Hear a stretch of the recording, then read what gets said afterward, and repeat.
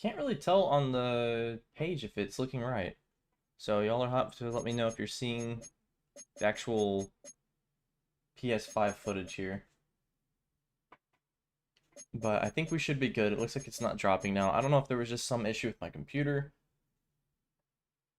but I think we're okay now. Of course, I can't see anything on the stream, so that doesn't fill me with confidence.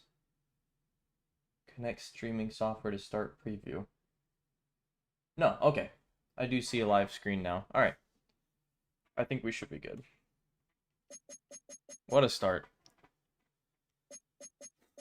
Okay, let's hit the reset button here. We should be good.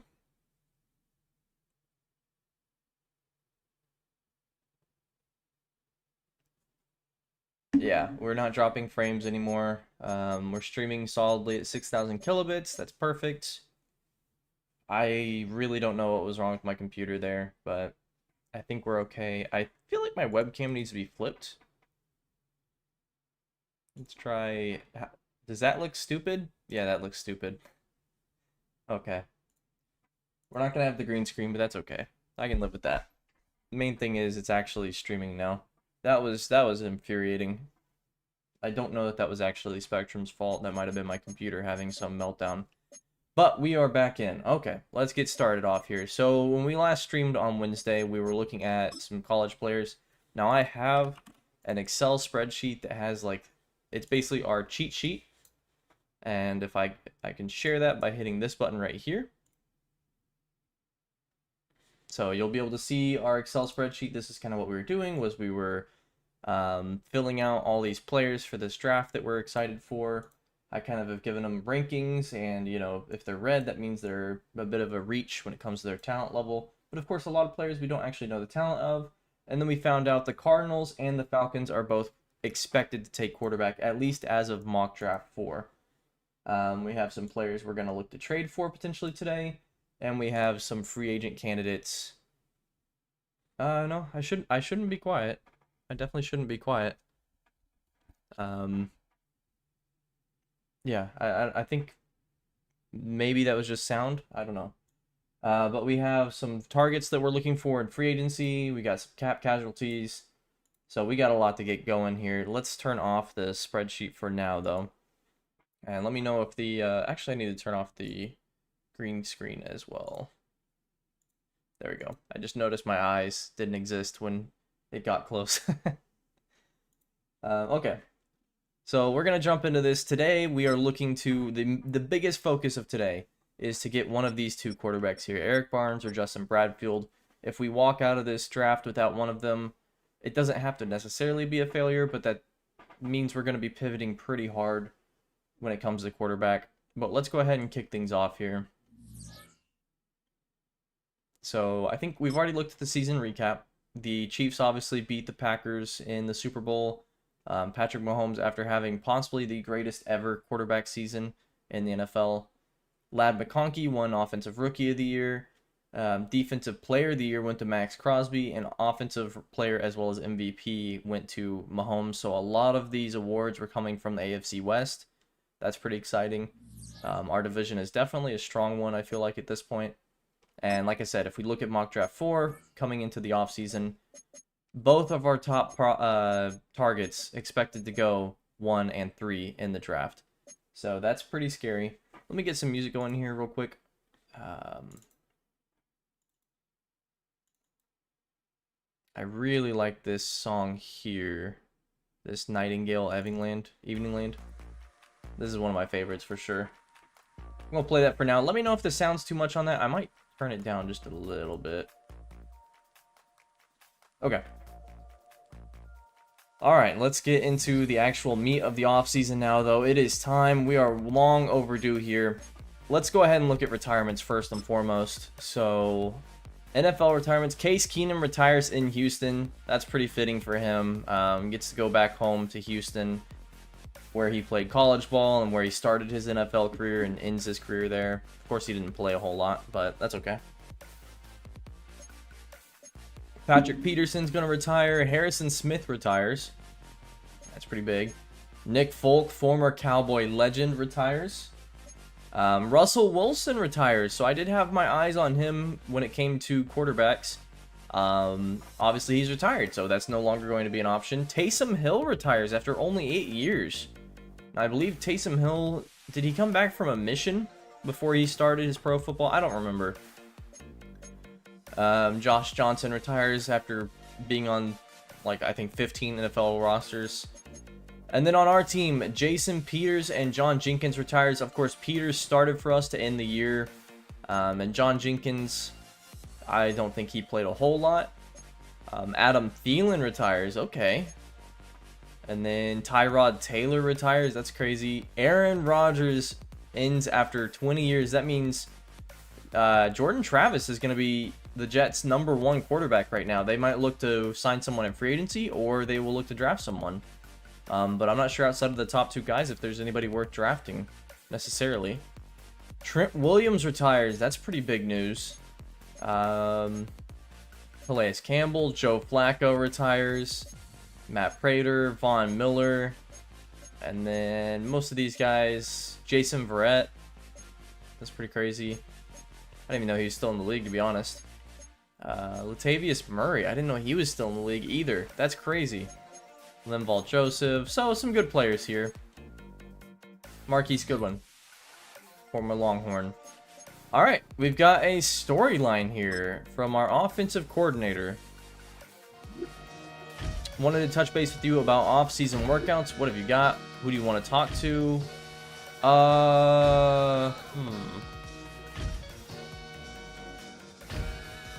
I think Colton Miller's a better player, but do we talk to Alexander Madison? I'm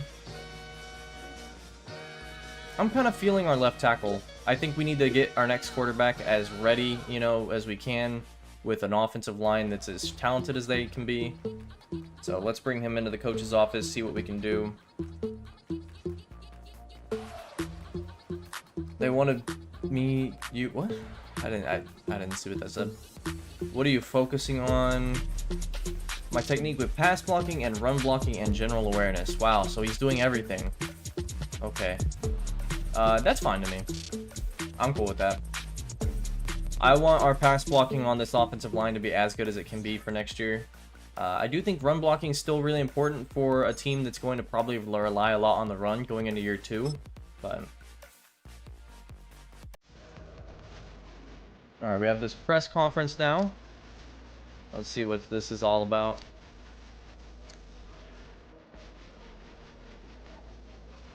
Let's talk about the next few months. Yeah, let's talk about it. What is your plan? Draft a quarterback. That is the easiest. Can I answer that? Make a splash and upgrade the roster. Make sure we win the draft. Make sure we win the draft is my answer. What does that mean, though? What does that mean? That's a great question. This game is so vague. Draft a difference maker in the first 3 rounds. 80+ overall. What? Come on now. I think neither of these seem likely. Legitimately, neither of those seem... You're going to find a 70+, 75+ overall, rounds 5 through 7? No. No. But the first guy I pick might not be an 80 overall. I mean, come on. That's just stupid. Whatever. Okay, let's do some upgrading now. I bet we got a lot to do here. Brock Bowers, we're going to start with him. Man, he looks good. Yeah, he's not balding like he is in real life, though. With Brock Bowers, I've kind of been flipping between vertical threat and possession. I'm going to go possession on this one, just to try to get him into scheme fit territory. I'm not really worrying with his run blocking too much. Oh, he's got 2 upgrades. Okay. I'm not really worrying about his run blocking at all, because Michael Mayer is going to take up that responsibility for me as the U. Max Crosby, we're just going to try to... Let's bump up his run stopping. Yeah, maybe the game does know something about the draft that I don't. If I'm about to hit on an 80+ overall, then that sounds fantastic, but I don't think that's going to happen. Stephon Gilmore... I mean, he's not on the team anymore anyway after this season, but that's fine. Upgrade his slot. Man, Stephon Gilmore's still good. I wouldn't mind signing him back if I can. Tyree Wilson. I thought he had a pretty solid season last year. Let's compare that to his first season as a rookie. So he got almost 3 more sacks, a lot more tackles for loss, 2 more tackles. I think we can easily say that was a much better year for him. No fumble recovery, though. He did it in the preseason, I remember. But if we look at his snap count... Oh, they don't have the snap count from the real life. Okay. 900 snaps, though. I think he was definitely very impressive last year. Still only normal dev, though. I would have liked to get him up to star, but just don't think that's going to happen. Let's try to get him as a more well-rounded pass rusher. +3 finesse, +1 power. That's pretty good. Malcolm Kuntz. I definitely wouldn't mind bringing back Malcolm Kuntz. I thought he played a lot higher than his ratings indicated he is. Also, I think his ratings are well off from his real-life ability. And then Nick Cross. One thing I was doing a lot this year was running my strong safeties in that hybrid role. And that is my scheme fit, so I'm going to go with that. We might look to change our scheme today, but I think so far I'm pretty okay with where everything's at. Byron Young definitely needs to be a better power pass rusher. I'm going to build that up a little bit. Man, we got a lot of players to upgrade here. This is crazy. Look at all this. I don't think I'm going to worry about these guys down here. Maybe, like, starting with Kalen King, I will. 5'11", 22 years old. That's pretty good agility. So let's try to make him a slot. +3 man, +3 zone. That's pretty awesome. I like that. Matthew Butler, Nesta Jade Silvera, and then Jalen Jones. We'll do Jalen Jones. I'm not going to worry about anybody else. He's 23 years old, out of A&M. He's also got pretty good agility, but his man coverage is pretty weak. I'm going to bump up his slot again. +2 man, +2 zone. Okay. That's a very nice upgrade for him. And then the rest of these guys, I can just do automatic. That's fine. Those guys aren't going to really do a whole lot for me anyway. It does look like we've dropped... Oh, great. We're dropping frames again. Please don't do that. Come on.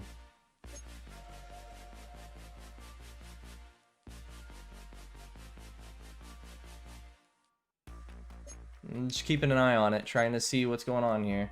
Okay, we're back up. We're now at 2% drop frames. That was a rough little bit there.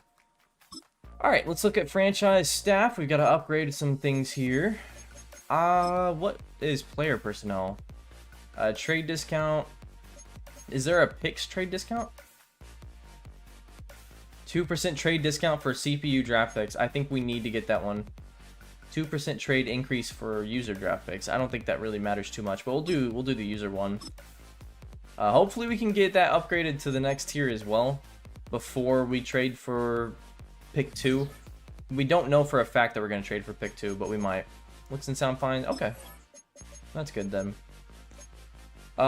This is just staff week, so I guess we can do staff moves. I'm not really sure how this works. It's like a lot of guys got fired here. Jonathan Gannon.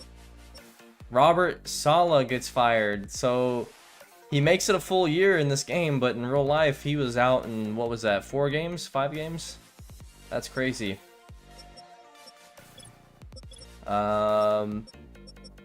D'Amico Ryans gets fired. And Marshawn Wallace? Oh, hired. Okay, I see. Okay, I don't know how to fire my franchise staff. I think for me, I would fire the... Is it like this? Yeah. I think we fired the defensive coordinator. We were awful on defense last year. In fact, I'm going to go ahead and fire him. Offensive coordinator, I'm not going to fire. I think we were fine on offense, so I'm going to stick with him. Now we need to hire a defensive coordinator. I doubt we're going to be able to hire a head coach, so... I'm still looking to run the 3-4.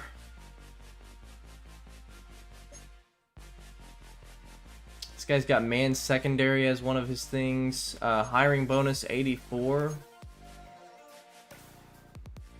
3-4 storm. And this guy runs the Mike McDaniel defensive playbook. That's not bad. Oh, great. We're dropping more frames again. Son of a biscuit eater, man. I don't know what to do. Our network's just like, it's choking. I can't really do anything about that.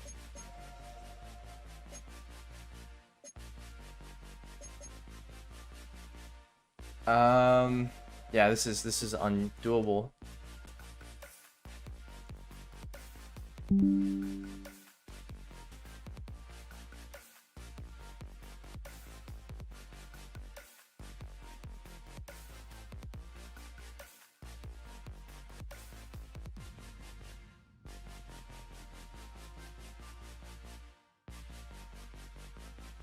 I'm so confused. Why, what is your problem?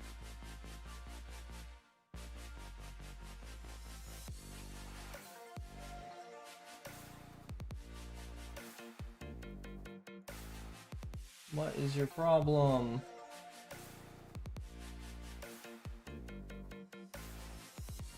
Okay. I mean, it looks like we're holding at 2,000. I'm not sure, you know, thankfully we're not playing any games in this, but we're just gonna have to try this. Let me know how it's going. If it starts being bad again, I mean, I don't know what to tell you. I don't know what to say. This was our former D coordinator, wasn't it? Roy Walker. I think I'm gonna go with this guy over here. What was his name? Jackson Pierce. Let's go ahead and hire him.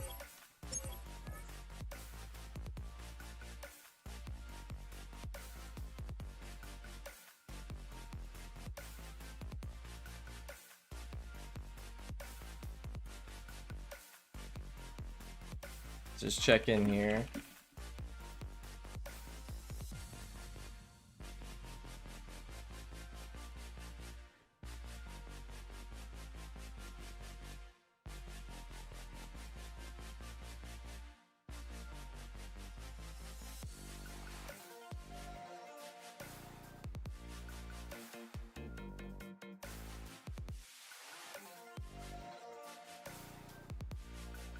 I'm not gonna lie, I think we're gonna have to call it here.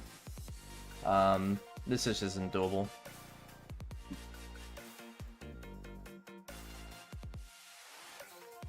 Let's try changing this back.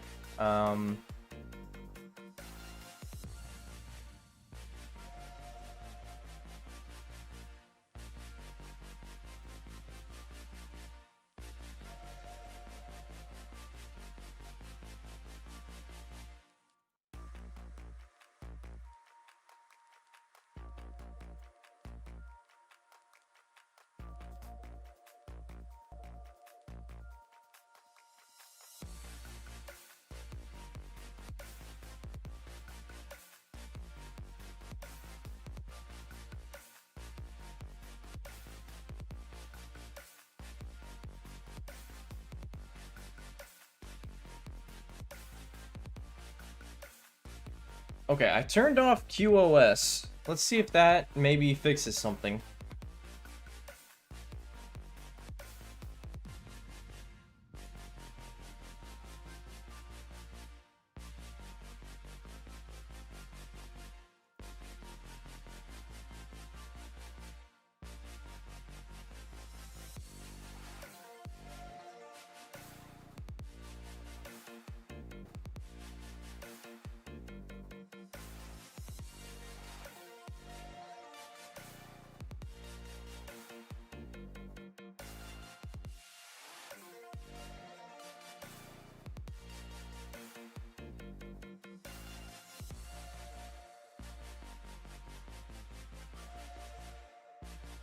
Alright, I got QoS now. I'm gonna hope that that just did something here where I should be getting all the priority on the network. I don't know.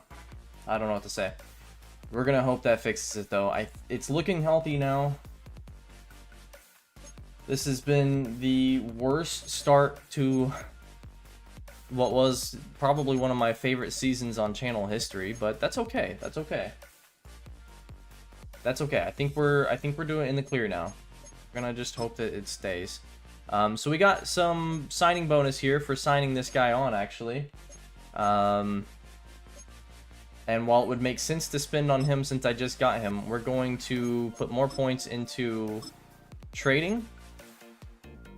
Guaranteed trade package for current user pick during the draft. Oh, I see. Okay.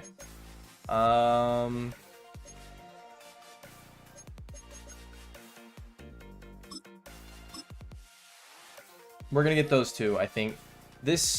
I hope it doesn't make it unrealistically easy to trade for these draft picks. I'm still going to make a fairly realistic trade.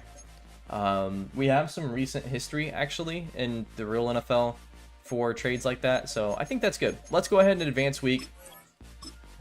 Been a very uneventful 30 minutes here. Lots of technical difficulties. I think we're doing okay now. I think it was just things competing on the network for bandwidth. Okay, so we have re-signed players here. Now, my question is, where do I see regression or anything? Did they get rid of that? Am I supposed to be seeing a button here for re-signed players? I guess there's the re-signed players. I mean, where's the regression screen? I don't know. I think they got rid of that, which is stupid. All right, Nate Hobbs. It says we have 68 million in cap space. I am going to cut. I'm actually going to go ahead and cut some players. Let's go ahead and do that. Alright, and I've got my list here, so I'm not going to show my list again, but we're going to go ahead and just do it this way. These are players that don't have a chance of being traded, really. Gardner Minshew actually didn't... If we look at his progression history, he didn't lose any development. He's still at the top of his game. I don't necessarily want to lose him forever. I wouldn't mind bringing him back, but we're going to free up $6 million here to bring him in. So that's one. That's the first one. I'm not releasing Jacoby Myers. I was interested in that potentially, but I don't think that makes sense to me. Jack Jones, was he in any trade? I did have him in some trade things, so I'm not going to cut him. Amari Burney, we're going to release him. And then there's Darian Butler, we're going to release him as well. Yeah, I think we're doing okay now, actually.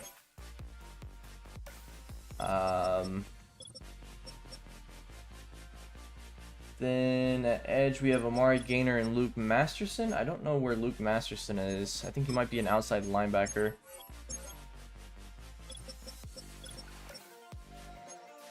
Basically, these are all guys that we're never going to play. They're never, you know, I've done the deep dive on this. There's just no chance for them. There's a running back, Brittain Brown, or Britton Brown, I guess. I'm gonna release him. Cornerback. Wait, no. Defensive tackle, I mean. Marquand McCall. I probably should have done this before I started the stream. Not exactly interesting here. Quarterback Carter Bradley, as well as quarterback Anthony Brown. We're going to release them as well. I'm not even sure how much this will end up freeing up, but every little $900,000 hit helps, I think. Or in his case, $400,000. Alright, we already did Britton Brown. Kevin King, cornerback. We're going to get him.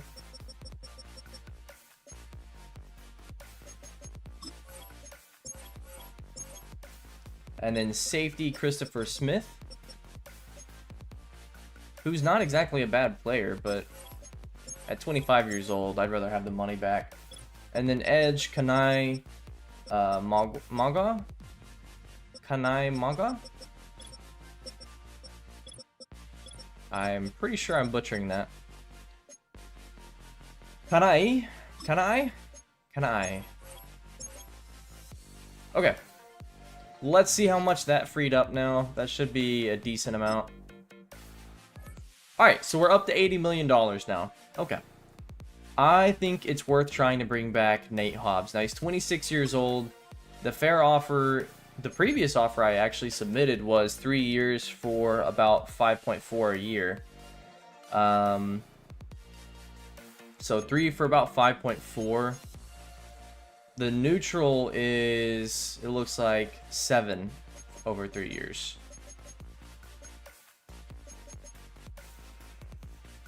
That's not bad, though. That's not bad. I'm just trying to think if I want 3 years. I prefer 2 years because 26 years old, but this would make it where we don't have to necessarily worry about finding an extra top tier corner. Worst case scenario, Caleb Farley could even become depth. Let's just try it.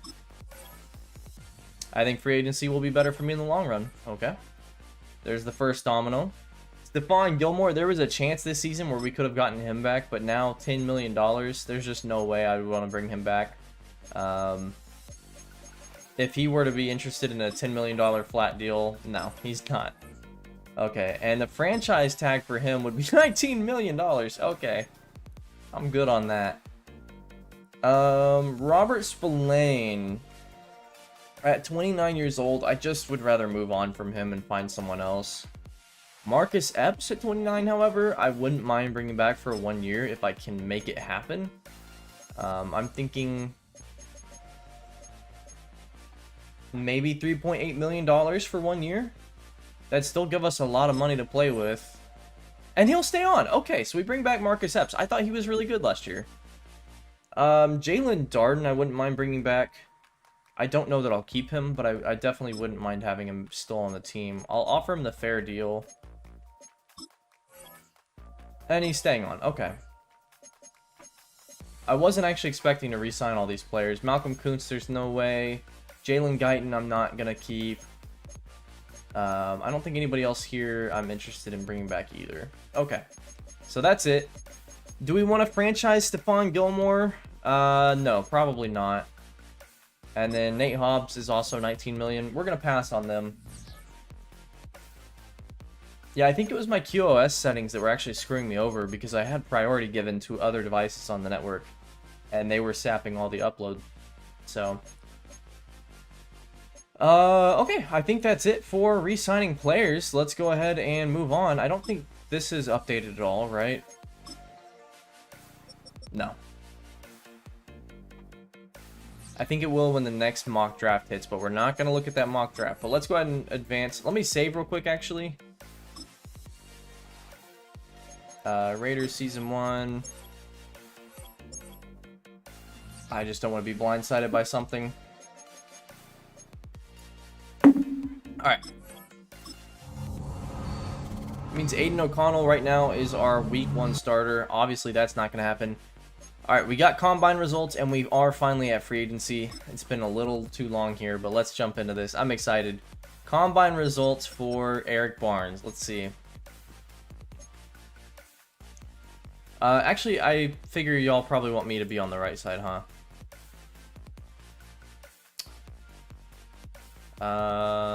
Let's see. What if I did this so that you can actually see?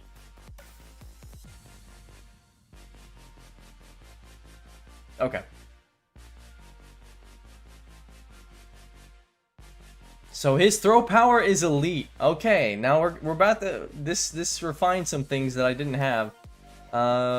He is the second strongest QB. He has the highest vertical jump of any QB and the second broad jump, second three cone, and third shuttle. His strength is elite. His jumping is elite. His speed and acceleration are good and great. So, okay. This guy is athletically really stinking good. Of course, we've already got the full on his ratings here. We haven't done Pro Day yet, though. So now, Justin Bradfield, faster 40 time. I don't know if you saw that. He actually has a 0.02 second faster 40. He's more agile, but throw power is also elite. Acceleration and speed are good and good. So he is a little less athletic than Eric Barnes. But he does also have elite throw power. So again, I think this is going to be a question of just who's available, not... They're both really solid. If we look at some other quarterbacks I have, let's go ahead and filter down here. Artie Peterson, let's take a look at him. Not very fast, very strong though, strongest in the class. Elite throw power again, elite strength. Marcus Shepard. Good throw power. Okay. I don't remember what they were beforehand to know how much better that is than what I thought they were. And then other quarterbacks I've got listed are DeAndre Price. Where is he? Oh, I have to actually go to quarterback. DeAndre Price. Let's see on him. So he's supposed to be a very athletic player here. 4.54 40. That's not bad, but that's not necessarily I would consider him type of speed. It's very good though. It's definitely great, and his acceleration is elite. I don't know if that's the cone drill maybe.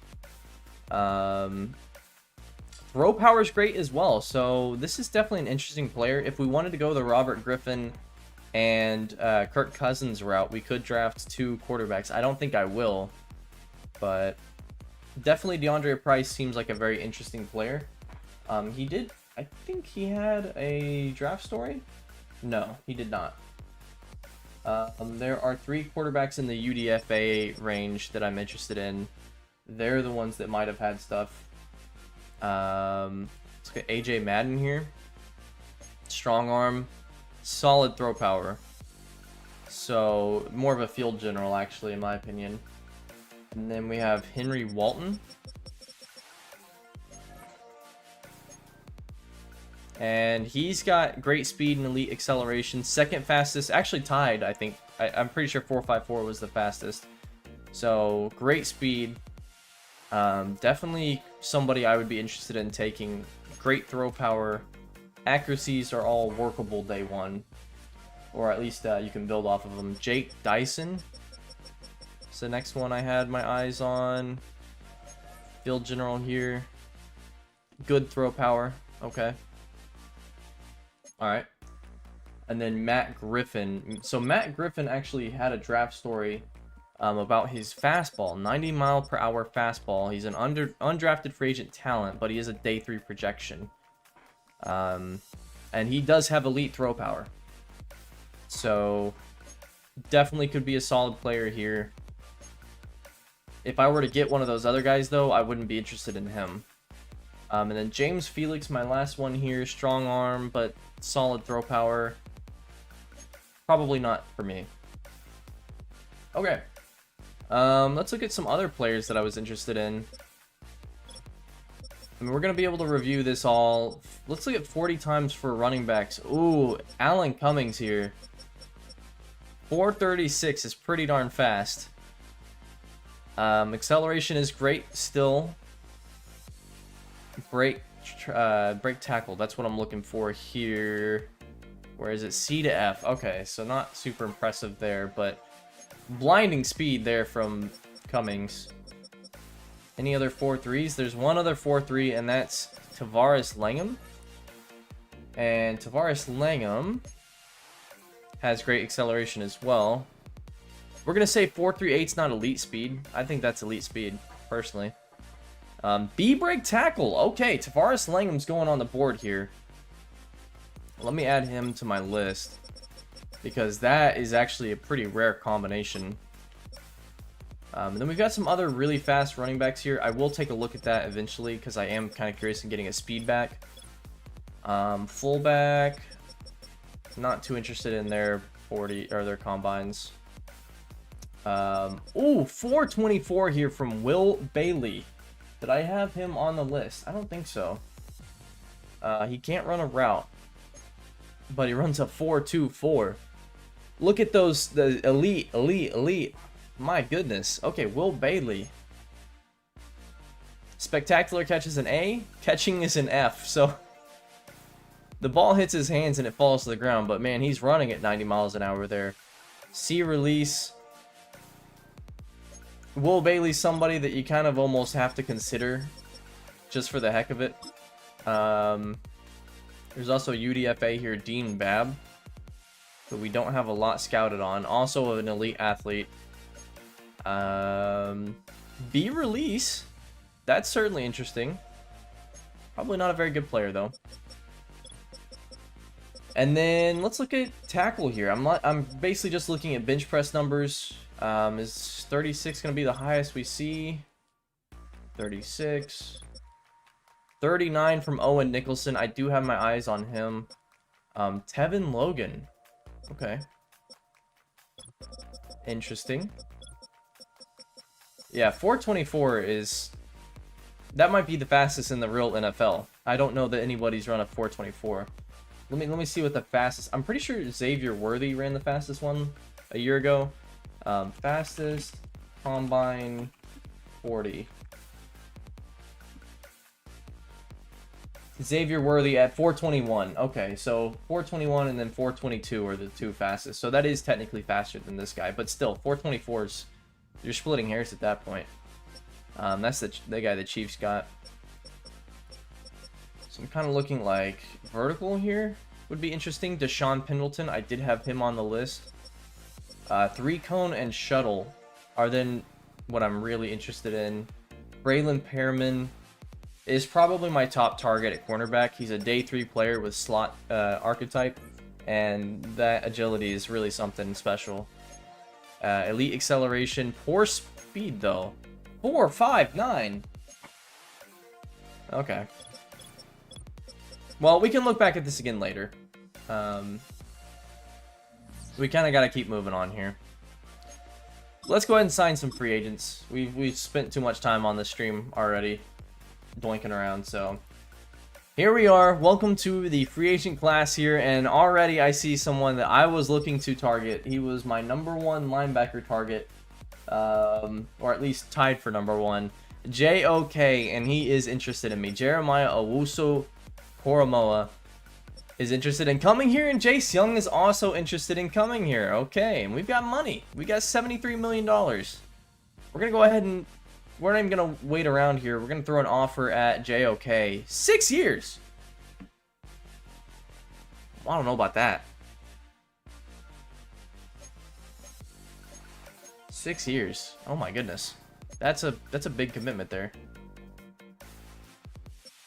There are 12 teams interested in Chase Young, so with JOK, I mean, the interest is certainly there. Stephon Gilmore's not coming back. He's only got one team interested, but it doesn't matter. Amari Cooper was kind of someone I was interested in. Paulson Adebo. Not likely to nab these guys at those interest levels. Jamal Adams would be interesting, but not necessarily. Garrett Bowles, maybe. Personal package. Nate Hobbs still is an option, but I don't see that happening. I mean, maybe. Alright, well, let's go down the list here. Let's start with quarterback. Who is available at quarterback? Gardner Minshew is the top offer or target here, and he has 0 teams interested. Mac Jones has a team interested, however. Sam Darnold has nobody interested. Zach Wilson has nobody interested. Would be kind of interesting to bring in Zach Wilson, I think. Not $468 per year. I'm not sure.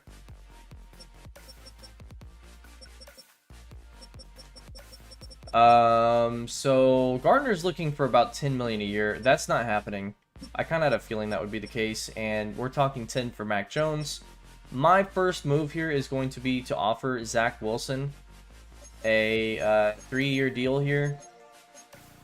Looks like the signing bonus is what's getting most of the hit here. Maybe more of a team-friendly deal? 2-year deal? I mean, who's going to sign Zach Wilson? Let's go ahead and throw that out there. Just because right now we don't have quarterback, that's not really something we're actually able to look for. At guard, Kevin Zeitler was kind of my top option. Brandon Sheriff was certainly up there, but neither of them are interested in coming here. Let's go ahead and not waste time either, and let's get Jeremiah Owusu-Koramoah. 6 years is a heck of a long time, guys. I don't know. $156 million deal. Talking $26 million a year. That's going to be about half our cap. But he's a good player, and I think that definitely will be merited. I'm just trying to decide about...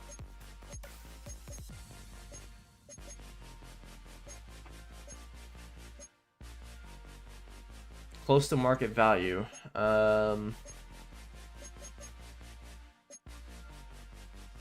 That's a lot of money, but I mean, our defense needs it. I don't know.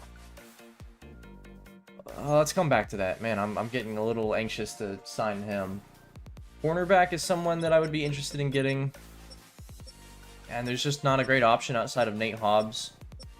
There's a few guys I was interested in at corner that are a little lower rated. Let me pull up that list here. So Charvarius Ward's not available. He must have gotten re-signed, actually. Kind of interested in him, obviously. Jeff Okuda. Not interested in coming here, but he has nobody interested in him. Let's take a flyer here on Jeff Okuda. I would love to bring him in to play the slot.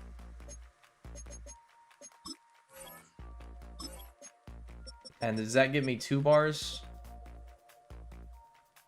That gets me 3 bars. That might be enough to get it done if nobody else offers him. Nobody else is interested in him. So I think that's probably at least good to keep in there. Another player was, I had Stephon Gilmore, Nate Hobbs, Brandon Stevens, Xavier Howard, Michael Carter, and Mike Hilton. And out of that list, Mike Hilton might be good. Playrex high, zone and manner high, 83 press. Xavier is not interested in us. 86 there.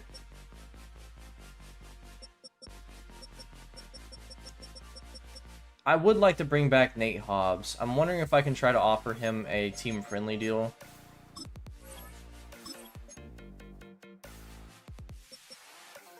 That is a 3-bar deal, and that does have us in the hunt. I just don't know that I can go higher than that. Offensive tackle's another thing that we were looking for. I think we throw out maybe 4 offers here. Jedrick Willis wouldn't be bad. Garrett Bowles wouldn't be bad to shore up that right side. I mean, there's just not a lot on offense that I thought would be here, and there aren't. My top targets at offensive tackle. Zach Martin's not here. We were thinking of bringing in Zach Martin and Tyron Smith, and neither of them are here. So, kind of tells you where everything's at. I think if we want to be on the safe side, we got to bring someone like Garrett Bowles in. Let's just throw him that neutral deal. We are the only team that's offered him. That's a 4-bar deal. That should be sufficient. And that leaves us one final negotiation here. I don't see Isaiah Simmons available either. There's another guy that I was looking to grab, and Dre Greenlaw's not interested in coming here. So we got to go ahead, and I think we got to throw something to JOK. 6 years is a lot, but maybe if we can work that down to 4. That's a 4-bar deal. I think we sit at that. I think we sit at 4 bars. So let's look at what we have targeted real quick. That means we're looking to bring in Zach Wilson. This is just a stopgap. I don't have to trade for a guy to be a backup, and I think he would be a really solid backup. I don't necessarily want Aiden O'Connell still on the team. We can also trade Devontae Adams here. That's certainly an option. That would free up some cap space. We're sitting at 18 million still, so I'm not done on the offseason. I think Wilson would be a solid get for us. Okuda, I don't know if he'll come here for that price, but I think I'd like to have him. If not, Nate Hobbs is on the deal here. Also 3-bar. And then Bowles and JOK, both my top targets at 4 bars. I think that's something we can work with. Remember, we're getting Bowles. We're spending that kind of money to protect our rookie quarterback we get. JOK, because he would just change the defense that much. I think this is as much as I want to spend. Let's see. We're going to hit the eval. So this isn't... I've never done this before. This is different than how we do it in our other off seasons. We get 3 chances to evaluate these players. So we're going to click it first. Oh, man. We're still the top offer for JOK, I see. Nobody signed on there. Nate Hobbs now suddenly has a ton of interest, and we're not in the hunt anymore with him. And we still lead on JOK and Garrett Bowles. Okay. I think we're gonna have to withdraw from Nate Hobbs. If I'm not in the hunt at 7 million a year, I don't think I can even consider that. But we're still in the hunt on all these guys, so we're gonna sit pat on them, and we're gonna look at available players. Looks like Dre Greenlaw might be gone. I'm not sure. Yeah, Chase Young was interested in us. I just didn't think that that was an area we should have pursued too heavily. Okay, so corner still could be up in the air. We got tackle. Fullback is something I would be interested in looking at. Reggie Gilliam's there. I don't think I'm spending $4 million on it, though. I think I'll just draft a fullback late if I can. Safety, we don't necessarily need now. Now that we got Marcus Epps, I'm not too concerned with bringing in a safety. And I don't think these guys move the needle that much anyway. And then really it's just guard. We definitely could still use guard. So let's take a look at guard here. Laken Tomlinson. Isaiah Wynn doesn't have any offers. We could certainly bring in a guy like Isaiah Wynn. Let's see what he's all about. How do I view his... Oh. Did I get dropped? Am I reconnected now? Huh. Looks like we experienced a brief drop there. Not sure what happened. Should be connected now. At this point, I don't know. We're just going to keep going here. We could try to jump in on something. I don't think Brandon Sheriff's going to be on an option. We could try to jump in on someone like Kevin Zeitler.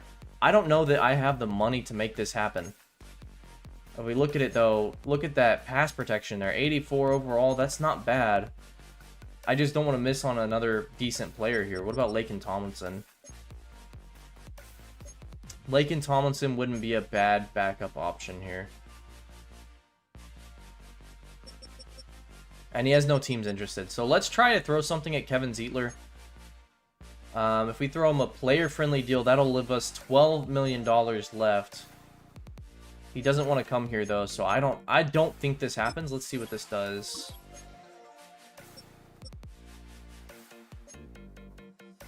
That's a 4-bar strength. Okay. We're going to try one more time. If he doesn't accept that, I don't know then.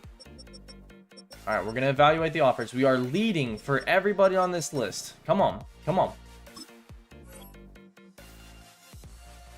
Everybody signed except Jeff Okuda. Our cap room just went down to 12 million, which means we got all 4 of these guys. Let's go. So Zach Wilson, the Cougar Hunter, is officially our QB1 right now. Garrett Bowles accepts. We just spent so much money. There's a lot of money in this room right here. JOK accepts. Kevin Zeitler. I did not expect Zeitler to sign on. Hide your middle-aged moms because Zach Wilson is in Vegas. That's probably the worst, most dangerous place for Zach Wilson to be. We are still the only team with Jeff Okuda as our target, so that's okay. I think we can consider guard filled. I think we can consider... we're trying to fill our nickel right now. We can consider Mike linebacker filled and offensive tackle filled. Boom. Done. That just knocked out 3 needs that we have primary needs for. Wide receivers the next one. I do have some wide receiver options here. I'm just curious who got signed from the wide receivers. Rashid Shaheed, someone I was talking about in the draft show, and I did intend on bringing him in. I forgot about him. McCole Hardman, would have loved to have him back on my in my series as well, but he's gone. Okay, that leaves Hollywood Brown. No, he's not an option. Tutu Atwell. No, it's not an option either. Rondale Moore is an option. Okay. And Rondale Moore certainly got really good speed. That would be the best of our receivers on the team. I also have somebody like Quez Watkins on the list here. Chenault would be interesting for sure. I'm not opposed to bringing in like Laviska Chenault. Quez Watkins is also interested. The problem is we don't have the cap space now. So I think what we need to do now, because we know we got to get rid of him, is trade Davante Adams before we go any further. Can we do that? Yes, we can. Okay. So first, what we're gonna do is we're gonna put Jacoby Myers on the trade block. How do I do that? I might have to change the music here too. It's starting to get a little repetitive. Let's do... There we go. Let's put Jacoby Myers on the trade block. Of course, at this point, we're not exactly very deep at receivers, so that's kind of a problem.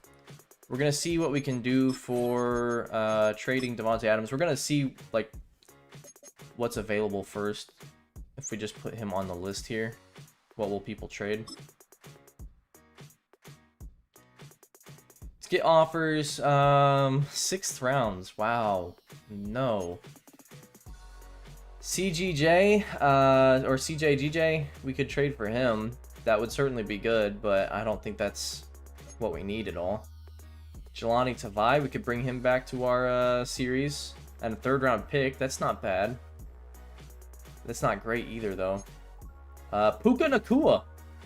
Yeah, okay, the Rams are going to trade Puka Nacua for Davante Adams. Sure. That's realistic. Stupid. Alright, we're going to have to trade him manually. Let's just see who's available. Are there any greens? Are you seriously telling... Is that a green? That's a yellow, right? Yeah, that's yellow. Are you telling me no team is actually interested in Davante Adams? That's crazy. So I had 3 teams that were most interested in him, and that was the Cowboys, who are in negative cap space now. I don't know if that's an option for them. I don't think that can happen. Wow, okay. 49ers, also negative cap space. Because they re-signed Brandon Ayuk. Alright. What about the Steelers? They were my only other option. I hope that they have cap space. No!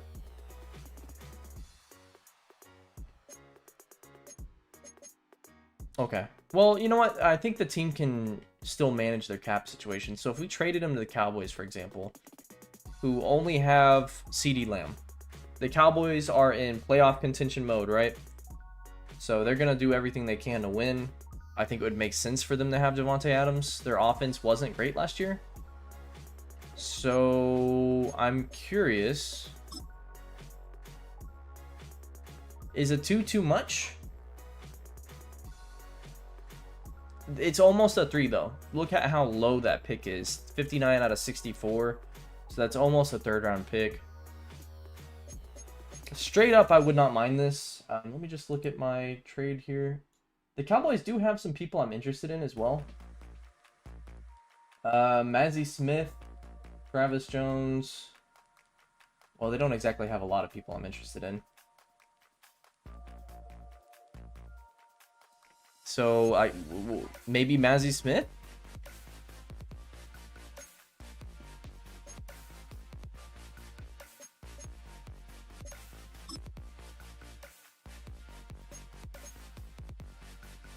Maybe a 3rd round and Mazzy Smith. Would that be... Is that asking too much? So we get a nose tackle that was on my list. I think Mazzy's, you know, he's got some upside at least. He's not exactly a great player, but we could definitely slot him in. A 3rd round pick for Davante Adams? I think that's fairly fair, right? He's 32 years old, $44 million. We're going to try this. We'll see if it happens. I feel confident in saying this is not ripping them off if it does go through. Oh, I can't. I just physically can't. This puts him over the cap space. Okay. That's not good. That's really bad, actually, because now suddenly the Eagles, but they don't probably need him. I would not say the Eagles need him. Oh, that's really bad. That puts a whole wrench in my works here. The Lions are kind of on the list, I think, of a team that he could maybe go to. If we look at the Lions, they have Amon-Ra and Jamison Williams, and then that's it. So that's not the worst idea. The Patriots, I just don't think that he would want to go there. Now, if we look at Davante Adams... Oh, that's not what I meant to do. If we look at his motivations, he wants to go somewhere that's close to home, has historic championships, and is a Super Bowl contender. So does the Lions really... Do they really fit that? I don't think so. This is really bad, actually. Nobody has cap space. I waited too long, I think.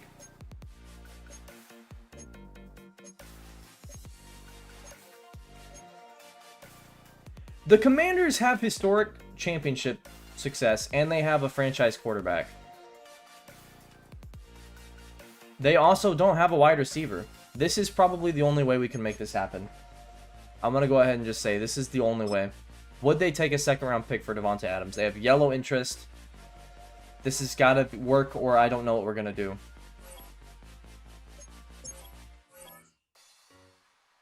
All right. We moved on from Davante Adams, and it cost a second-round pick to do so. I still don't love that fit for him, but it was the best I think we could do. Otherwise, we were just going to have to cut him, and that was just not going to be an option. So that should free up some cap space now. We now have $37 million to play around with. That's a lot better. Let's keep looking through the list here then, because there's certainly some wide receivers I'm interested in offering now that we've lost Davante. Rondale Moore was certainly interesting, but not probably where I'm going to look to run. Michael Thomas could come in to kind of play that Davante Adams role, but he's just too slow now, I think. Josh Reynolds, Donovan Peoples-Jones. I think some people I'm looking to bring in, I saw him down here. Laviska Shenault wouldn't be bad. I wouldn't mind bringing him in on a 2-year deal. That's probably fine for me. We'll just go market value. And then the other one I was looking to bring in was Quez Watkins. Very speedy guy here if we take a look at him. 96 speed, 94 acceleration. So I think that's definitely something I want to bring into the team. Of course, it has me go back all the way to the bottom here. So let's just throw him an offer. 2 years again. We still then would have a lot of money to mess around with. That's not a problem at all. So that should solve wide receiver. Corner, I think when we last looked, Jeff Okudah still hasn't accepted. Is it because I'm targeted? We're still the only team offering Jeff Okudah. I'm going to stick with that price unless he becomes a little more sought after. Fullback, I'm not looking to bring in. Safety, I think I would say we've filled that spot.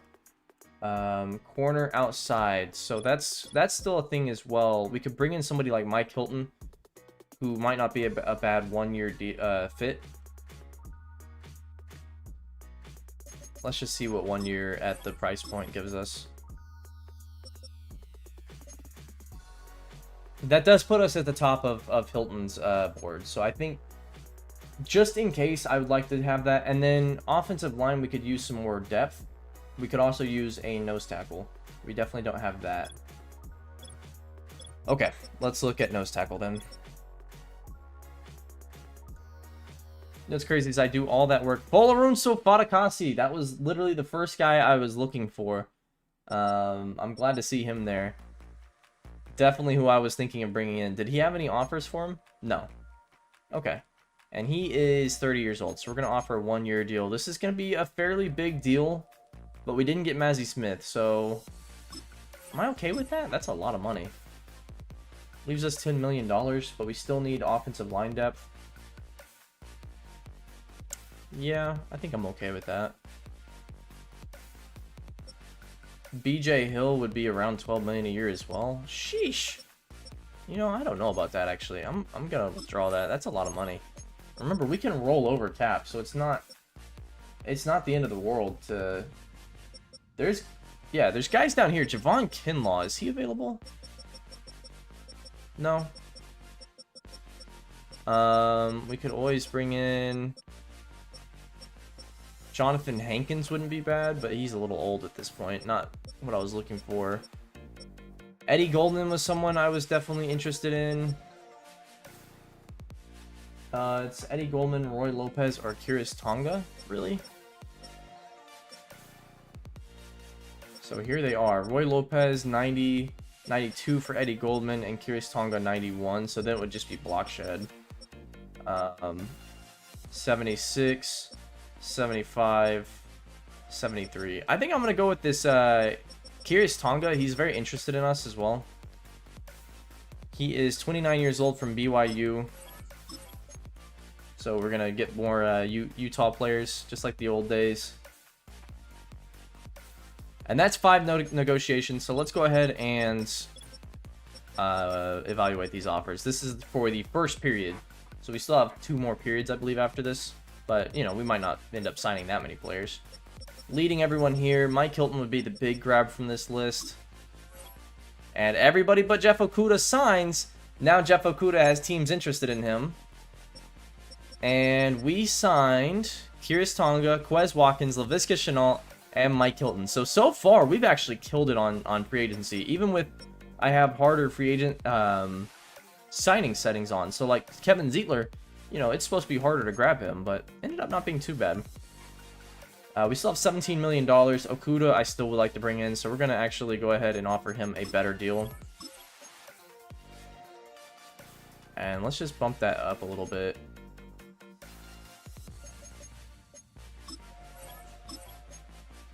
Alright, that makes us the top guy for him.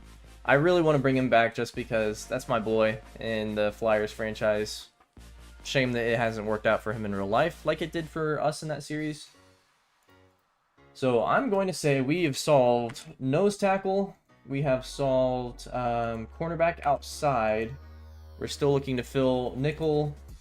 Quarterback, I'm not considering the Cougar Hunter as a resolution of that, but I'll say we resolved wide receiver as well for deep threat. We did bring back Jalen Darden, didn't we? Yeah, we brought back Jalen Darden. I had some halfbacks I was interested in. Kamara would be great. Would not mind that. Who was available that I was interested in? Chubb Hubbard. Hubbard! Whoa! I wouldn't mind bringing in Chuba Hubbard. Yeah, that's kind of like the big target here. I mean, Kamara would be great as well, but Chuba Hubbard would be something special. Not bringing him in on that kind of offer, though. Let's try a 2-year deal.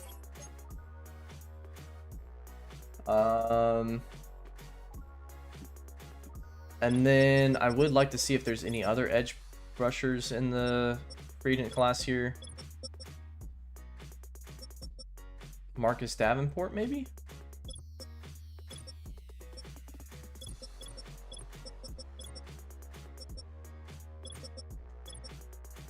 A lot of guys that don't want to come here. My goodness. Jalen Smith.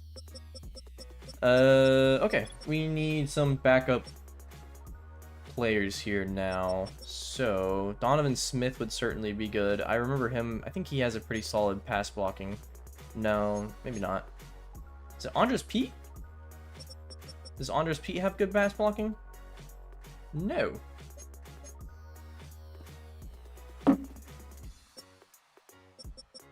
Well, I'm not overspending on a pass blocker here. 69's not bad. Could almost say that's nice.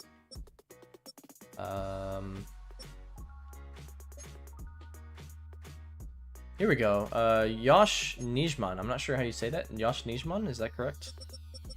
Let's try to bring in Yosh Nijman. He's 29 years old. Let's just try to bring him in at a 1-year deal. We can look back through that in a minute. And then I say we try to bring in another guard or a center.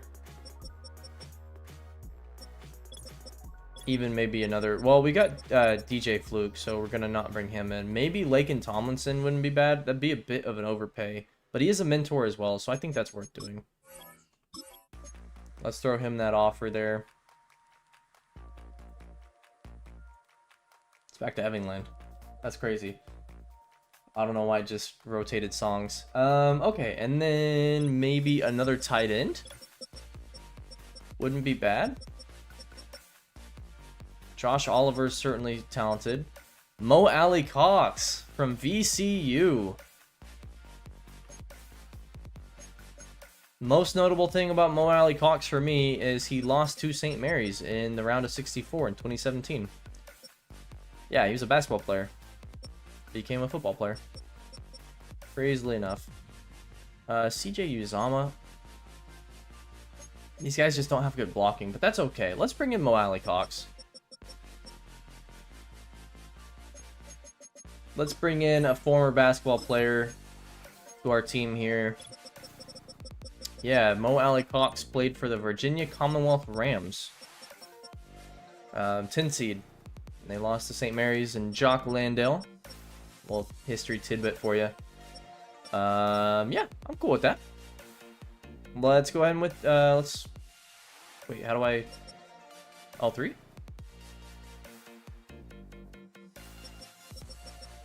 Oh, do I have to just simulate now? I put the teams on the list and then I have to simulate? Okay. I don't really know how it was. I guess we advance week, right? Next week is free agency 2. Man, the free agency is a lot slower in this game than it was in Madden 21. But we do have College Pro Day as well. I'll definitely take a look at that. Mock Draft 5, like I said, we are not viewing that one. We do have a new retirement, though. Deron Harmon. Okay.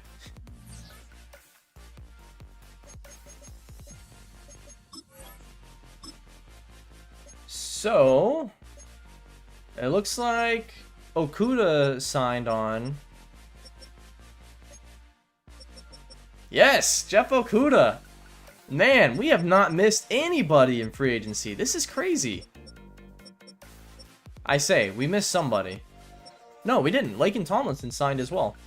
Okay, so we still have Chuba as a target as well. Man, we still have some money. Oh, we don't actually have a lot of money. We're down to 260,000. That's fine. I think I would like to go ahead and evaluate these offers. Everybody but Nijman signed. So Chuba's on the team. Watch out, Alexander Madison. That might be your spot in jeopardy now. Mo Alley Cox signs on. Man, what a free agency here. This is going to be a revamped team in year 2. I don't think it'll be contending. I think we'll be a fringe playoff team, but I think we'll be up there. It depends on what we do in the draft here. Let's go ahead and evaluate him as well. Looks like he just signed on. Sweet. I mean, I'm at $260,000. I'm kind of fine to just go ahead and stand pat and move on to the next year when it comes to that. What do you have upgrade players-wise? Jeff Okuda. Hey. We're going to upgrade his slot. Plus 3-man coverage. Wow. He's a good player. I mean, he's just a good player. He'll be our starting slot. I think if we look at our staff as it is, let's go ahead and just redo the depth chart here.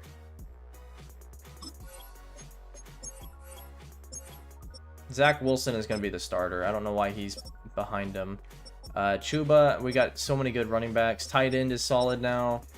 Wide receivers a little weak. That's one area that I'm kind of concerned about. We still need to figure something out for that. Tight end, left tackle. So we've actually got some depth on the offensive line this year too. I felt like that was a big part of an issue last year. Vols will probably move to right tackle. We didn't get any edge rusher depth. That's a big problem, actually. We're going to have to look to see if we can fill that. Okay. And then at corner, I'm pretty excited about this. Okuda, Hilton, Jack Jones, Farley. Of course, we're probably going to get rid of Jack Jones. See if we can trade him. But I think that's pretty solid. Let's go ahead and look at the College Pro Day results here. So, Pro Day. I don't know what the difference is here.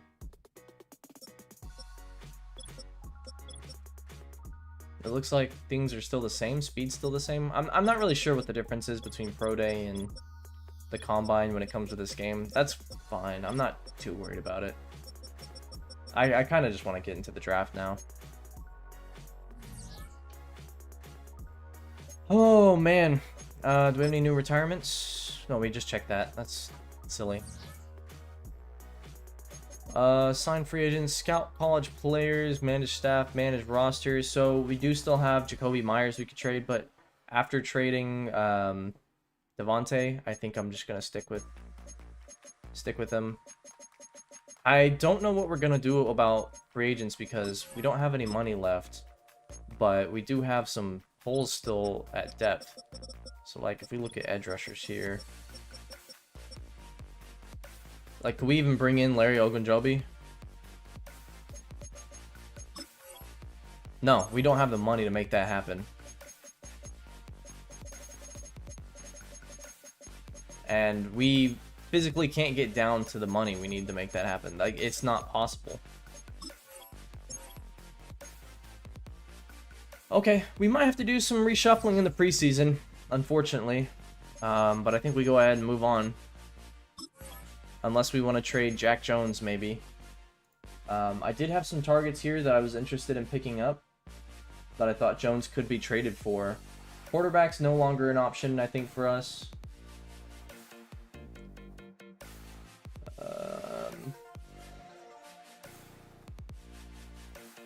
Did anybody else want Jack Jones? No, not really.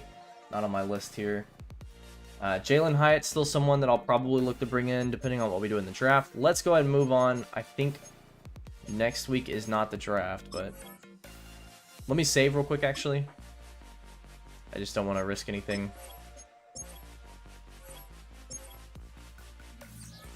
I'm going to turn off the music, too. It's kind of annoying me, actually. We'll just have to be a little quiet. If that seems weird, we can always turn back on music. Alright, let's sim now.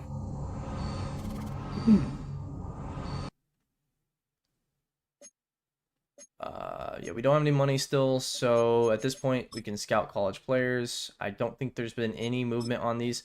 One thing I'm going to have to do next year, as you can see, I have nobody scouted outside of quarterbacks. That's a pretty big problem. I'm going to have to resolve that next year. Obviously, next year I hopefully won't need to scout quarterbacks, but... Alright, well... Let's go ahead and just jump into it. Next week is the draft. This is what I've been waiting for sure. Yeah, the hair always falls down. I didn't do it this time. Oh well. Oh, okay. We have one more thing we can do here. We have free agency recap, and then we have scouting workouts. So we need to really be sure to focus on someone here that's not 100% that we are considering.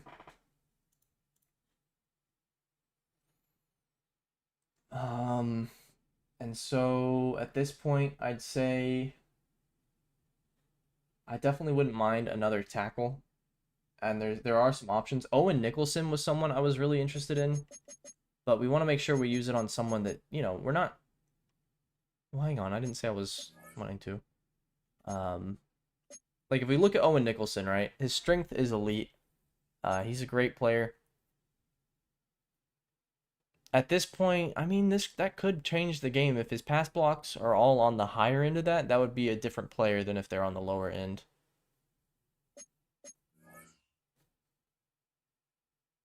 Man,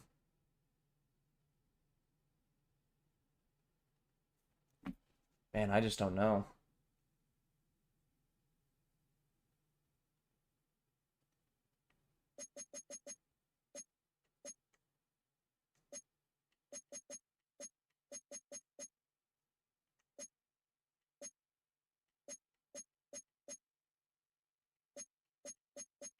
We're definitely going to have to scout somebody here, though.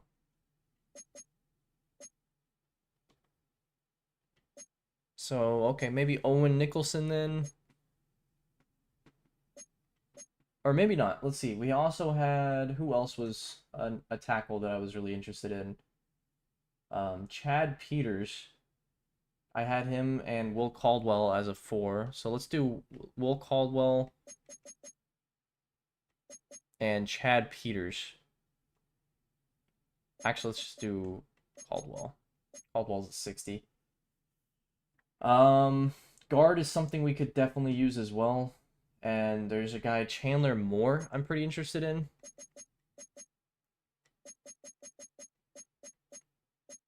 Somewhere.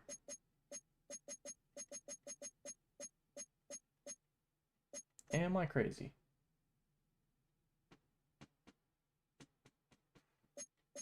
There he is. Chandler Moore. Let's throw one at him. And then we get one more pick here. We want to make sure this one counts. Cornerback is definitely something that could be considered here. Braylon Pearman was one of my top targets, and I do still want to consider him down here at 60%. Let's go ahead and just lock in these. And we'll take a look at them real quick. So, Will Caldwell. Doesn't look like I got any extra scouting on him.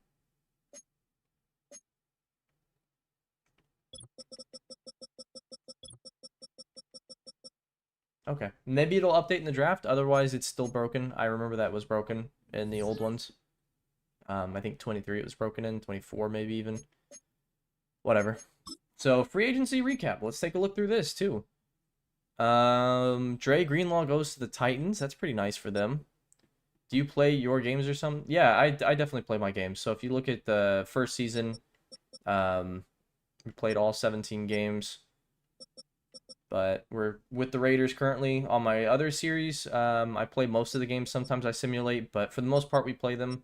Can I see? Yeah, I'll show my sliders here in a second. Let me just get through this free agency. I use the Mat 10 sliders, so if you go to Mat 10, here, I could even find the link to Operation Sports for it. I tend to think they work the best, but obviously, you know, sliders are very touchy. You can definitely go overboard with them, but here is the link to those. And then I'll show my sliders here in game in a second. Oh, I appreciate that. Good to have you here. We're just about to hop into the draft, so you picked a good time here. We had a really successful free agency. We basically hit on everybody. It was a really rough start to the stream. We had internet going out, and we had green screen falling down and stuff like that. But we landed JOK, who was the second player in this free agency class. Chase Young was someone we were interested in, but of course, there's only so much money to go around. You can already see cap room. I'm down to 260. We did have music going, so let me actually get that going again. I don't know why I stopped that. Which one is it? I think it's this one. There we go. Very expensive free agency. Very expensive. We did end up with Kevin Zeitler as well to play guard for us. We got Garrett Bowles. We're going to move him to right tackle. So we shored up our offensive line basically after year one. I think our offensive line was solid, but we're looking to get a rookie quarterback. I mean, as you would know with the Raiders, so you can see like the X's popping up. I was doing a Raiders franchise, then I stopped after Gardner Minshew was throwing picks every pass. You know, the first probably about 12 games of the year, I started really hot with Gardner. I mean, he wasn't like special, but he wasn't making mistakes either. And then the last about 5 games of the year, I ended up throwing probably 15 picks. So I think we ended up with like 28 touchdowns, 24 interceptions or something. It was pretty rough. DeAndre Hopkins, no team. Alvin Kamara, no team. I was definitely interested in him. And then, okay, Bobby Wagner. So yeah, it was a rough year, but all right, that's kind of the free agency class. Let me show my sliders real quick. I think that would be not user settings. That's the wrong one. So the user sliders, basically, what you want to do with those is set all them up in the main menu and then save them. You don't want to actually do it in franchise from what I've seen. You want to set them, first of all, there's some hidden, like the physics tackler slider is in the main menu, so you want to set all that up there. Let me just start from the top here. So I'll go a little slower. And then you import them into the franchise. That's kind of been the best way for me, I think. This is on all Madden as well, so I don't know how this would be balanced with all pro. I don't know if it would work as well. And then the only penalty we have turned off is intentional grounding. That's to try to give the AI quarterbacks a little bit of a better chance to make some good plays instead of kind of just throwing it out all the time. And then the other thing we have is XP sliders are a lot different, so I'll show those off once as well. We haven't seen how this has gone in this series. This is our first off season though, so I don't know, how these XP sliders are going to work, but I don't remember whose sliders I used for these. If I remember, I will find the link and put it in the chat, but I don't remember. Definitely, trying to curb a little bit of late-in career progression and up progression a little bit, but... And this will be a VOD later as well, so if you want to go back and slow that down and then apply those, then no problem. Alright, I think it's time we jump into the draft, though. I've got my scouting sheet here, so let me show that one more time. This is the scouting sheet. It's not complete, but we have most of the players that I'm interested in taking here. We have players that had draft stories and what the draft story was, if it's important. Oh, I'm glad you took some screenshots. That's awesome. Again, it'll be in the VOD, so no worries if you miss some too. You'll be able to come back and grab them. Let's go ahead and start the NFL draft here. Now when I start it, I think I'll want to pause. Every career starts. Okay, it looks like it's doing a little... I haven't seen this draft yet at all, so this is new to me. I didn't know it would do something like this. Next to them on the same field, in the same league. That dream required incredible sacrifice. Okay. Just to Kind of even fun. make it We to got the this combine point. running the 40, some bench reps. For Okay. the coaches and teams of this league, This is kind of cool. they dream of the One right NFL player team. that changes I'm everything from for Dallas, their Fort Worth, franchise. Texas, so Cowboys all the way. Those I dreams guess you could collide. call that. Is that sadism or is that masochism? Where To you Madden's like pain? NFL draft. Because being a Cowboys fan is pain, but I'm not gonna shy away from it. You're an Eagles fan. Okay, so you're the enemy. You should just. Oh, here's the first pick. I'm a Jets fan. Okay. Let me turn down the music a little bit. So the first pick here, I didn't know it would just jump into it. I kind of wanted to pause. I didn't get a chance to. Who is this? Harrison! So they don't go Eric Barnes. Okay, hang on. Pause draft. Goodness gracious. That means Eric Barnes was not the first player taken. That mock draft 4 had the quarterback. So if I show the draft board, I think. This is crazy. I was not expecting that.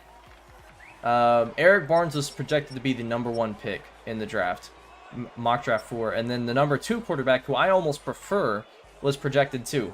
So now we don't have to move up to pick #2. The only player or only position I'm worried about one of them being taken is at pick 3. Wow. Okay. So we can simulate this Commanders pick, and then if the Panthers are no, sorry, it's Patriots. I'm way off. We can sim this Patriots pick, and if the Falcons take quarterback, then we jump to #4 with the Colts. So let's go ahead and resume here. Do I have to sit through this whole thing? I think I do. Oh, we're not doing that. Let's go ahead and sim. I'm going to do a Jets franchise. Okay. Yeah, the Jets are interesting. You're going to have Aaron Rodgers retire after year 1. They've spent a lot of money. I guess if you want to be realistic, you have Hassan Reddick not playing any games too. Have him sit out like he's doing in real life. But I think that's an interesting choice. They have a lot of young talent. The running back room is really good. Allen and Breece Hall. That's what a duo there. All right, let's go ahead and simulate this pick. LaMichael Madden, the next player taken. So we're at pick 3, and all the quarterbacks are still available here. Madden was certainly a good player that I was interested in, but there was just no way we were taking anything other than quarterback with our pick. There's a chance we can sit until our pick and get the quarterback we want. LaMichael Madden. No, I don't want to quit. Okay. And here is the first pick I think might go quarterback. The Falcons, so they have Penix. They have Kirk Cousins still. If we look at the quarterbacks here, I'm taking whoever they don't take, basically. But I will be jumping up to pick 4 if they do. So my preference would be they don't take one. And they go Eric Barnes out of USC. I hope I didn't just peek the mic there. I was a little excited. Okay, so we saved ourselves a little capital here, but they're going to go with Eric Barnes, who might end up being the better quarterback in the future. But that means I'm going to trade up to pick 4, and I'm going to take my guy, Justin Bradfield. Eric Barnes in Atlanta. Man, that's awesome. That's really cool. Okay, so now we got to go ahead and trade. We cannot sit pat anymore. I don't think any of these teams would take quarterback, but I just can't risk it. I mean, Anthony Richardson, Jared Goff, CJ Stroud. Do I stand pat here?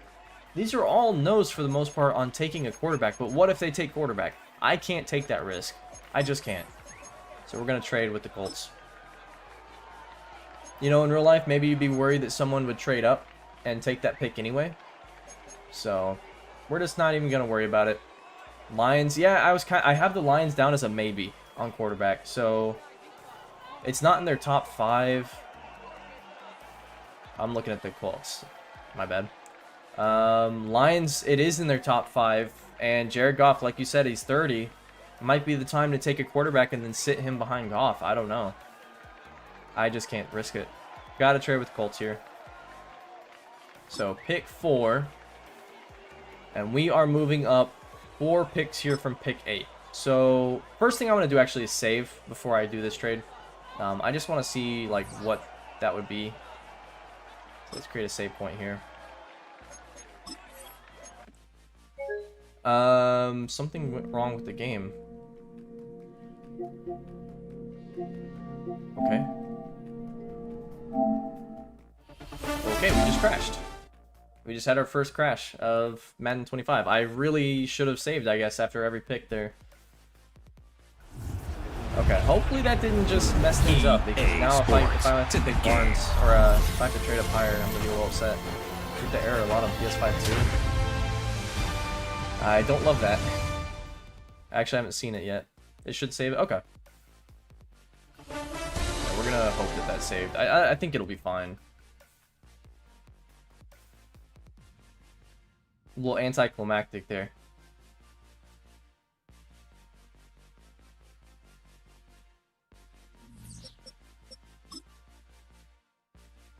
Yeah, so a little context. Year 1, we went 7-10. We had a chance to make the playoffs, but we lost our last 3 games in a row, unfortunately. And I was trying to win. I did not want to tank. But, alright, Trade Center. Let's just try this again. It looks like it saved, so we should be good. If you did online, it automatically saves. Yeah, I don't do online just because if they ever pull the servers, I've lost my dynasty or franchise. And I just hate that. I just don't want to mess with giving them any control over my franchise. Never a big fan. Okay, so 4 picks here. Let's see. What would be realistic? I think it's going to take at least a 2. And quite frankly, a third, yeah, probably a third is... you know, it takes a lot. So let's just look at a recent trade in the top 10 here.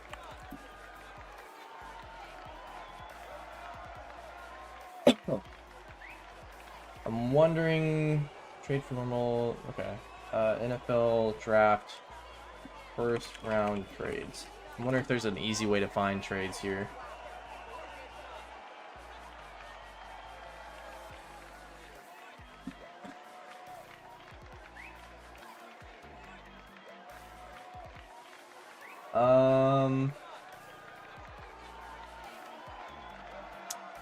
Yeah, I'm not sure.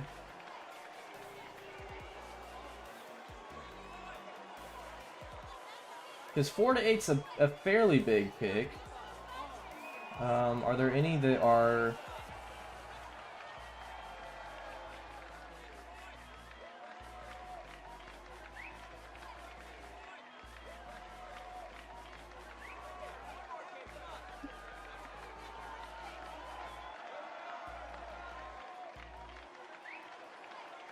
Dolphins traded the number 3 pick to the 49ers exchange for the number 12 pick. So that's a 9-pick drop there. A first round in that same draft and a third round pick. And a first round pick in the future. So basically they moved up for a late first round pick and a 3rd round pick and another 1st round pick.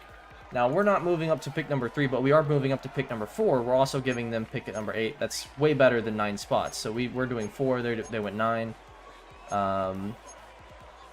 So in my opinion, second, maybe throw in an outside linebacker. I don't have any outside linebackers to throw in is the problem. We are so thin at the linebacker position, it's not even funny. I think we're going to have to just do probably a future pick here. I'm going to do a future 2 and a current 2 is my kind of option here, I think.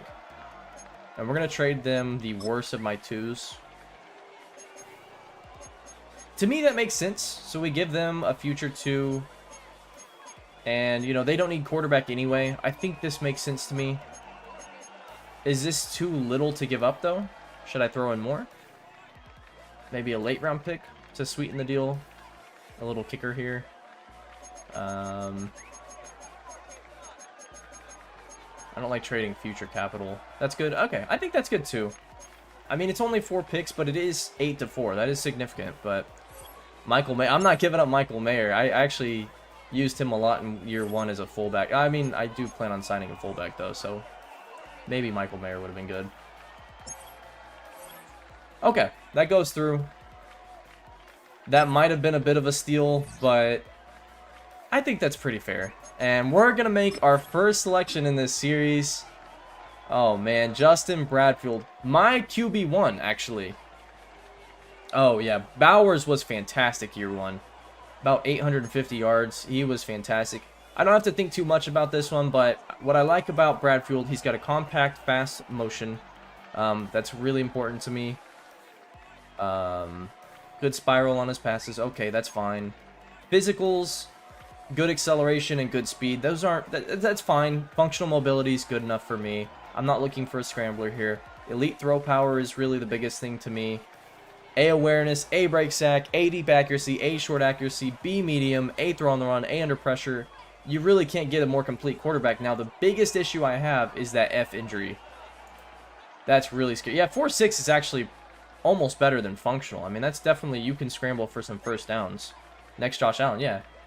That's a good point, actually. That's definitely not something to, you know, hold your nose at all. F injury is the thing I'm most concerned with, though. And I do think that Eric Barnes was a better quarterback than Justin Bradfield, but Justin Bradfield's been my day 1. The injury is where, yeah. When we had Gardner play all but 1 game last year where he got hurt, so we're not used to losing quarterbacks, but I think we roll the dice, though. I mean, this is a really talented player here. As long as he's not the next Robert Griffin, you know, I think this is something you can be pretty comfortable with. I'm not even going to think about it. We're doing it. And it says Stud Finder as we get to have him shake Roger Goodell's hand here. Or Tua. That's a good point, too. You got X Factor? No way I got X Factor, right? You really think? I mean, I was thinking maybe star, probably superstar at least. I think that's what that achievement means. Okay. That'd be crazy if I got X Factor. I wasn't expecting... I was expecting Eric Barnes to have better development than him. I was expecting Barnes to be X Factor. Number 3 in true talent, we drafted him at number 4. High-level processor, makes tough throws look easy, feels pressure, and delivers under fire. And he does have hidden development. 84 speed! That is actually pretty darn good. Wow. 94 throw power, I mean, that's fantastic right there. 92 change of direction, 87. Okay, he's got a little more than functional mobility. You're not kidding. I think Josh Allen's a fantastic... Oh, I didn't check injury there. Can I go back and see? Did it show injury? I'm not sure it showed injury. Is there a way... I'm still learning this new... I haven't played since Madden 21, so I'm learning the new system here. Didn't show it. Okay. I guess we'll have to see when we get out of the draft, though.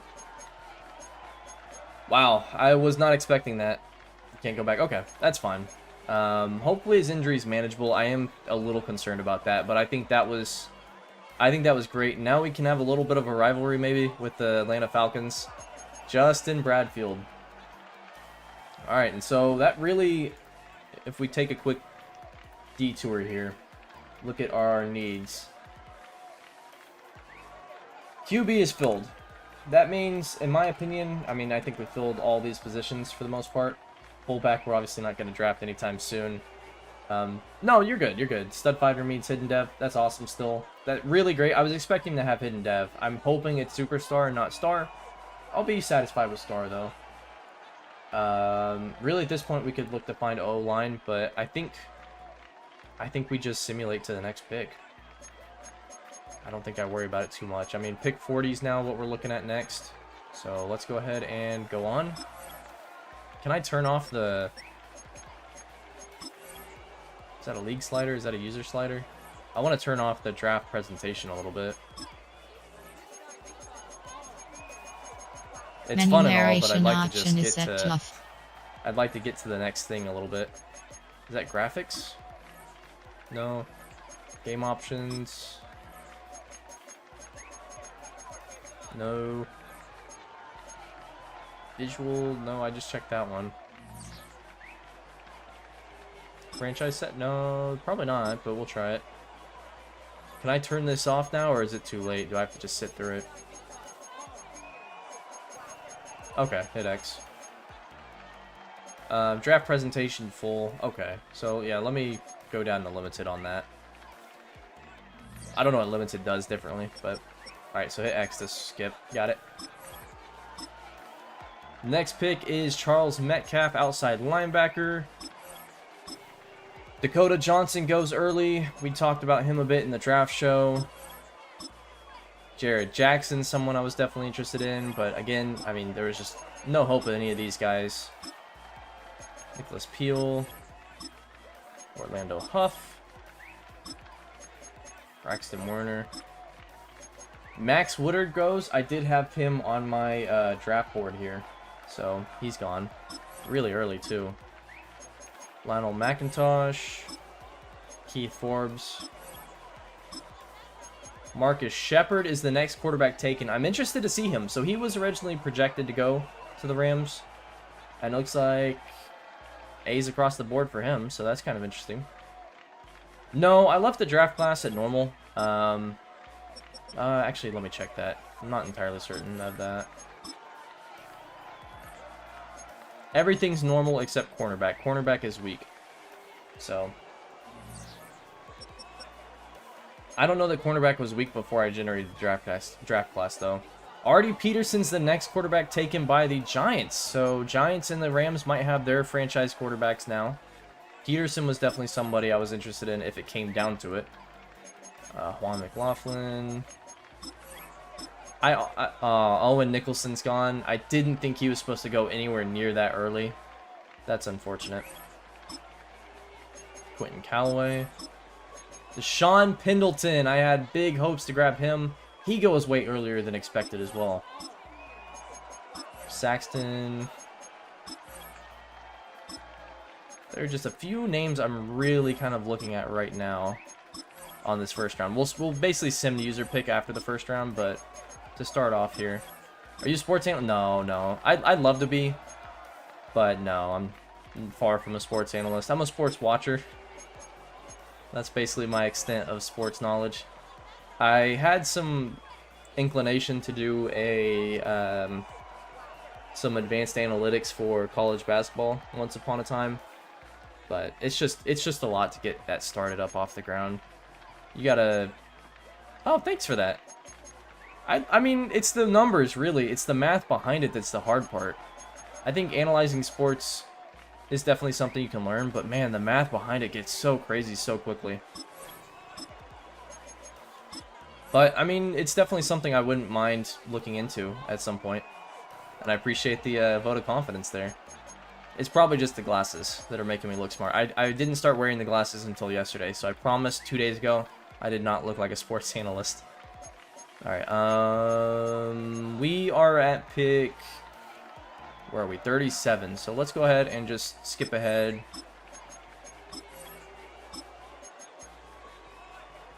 Brad Butler. Woodson.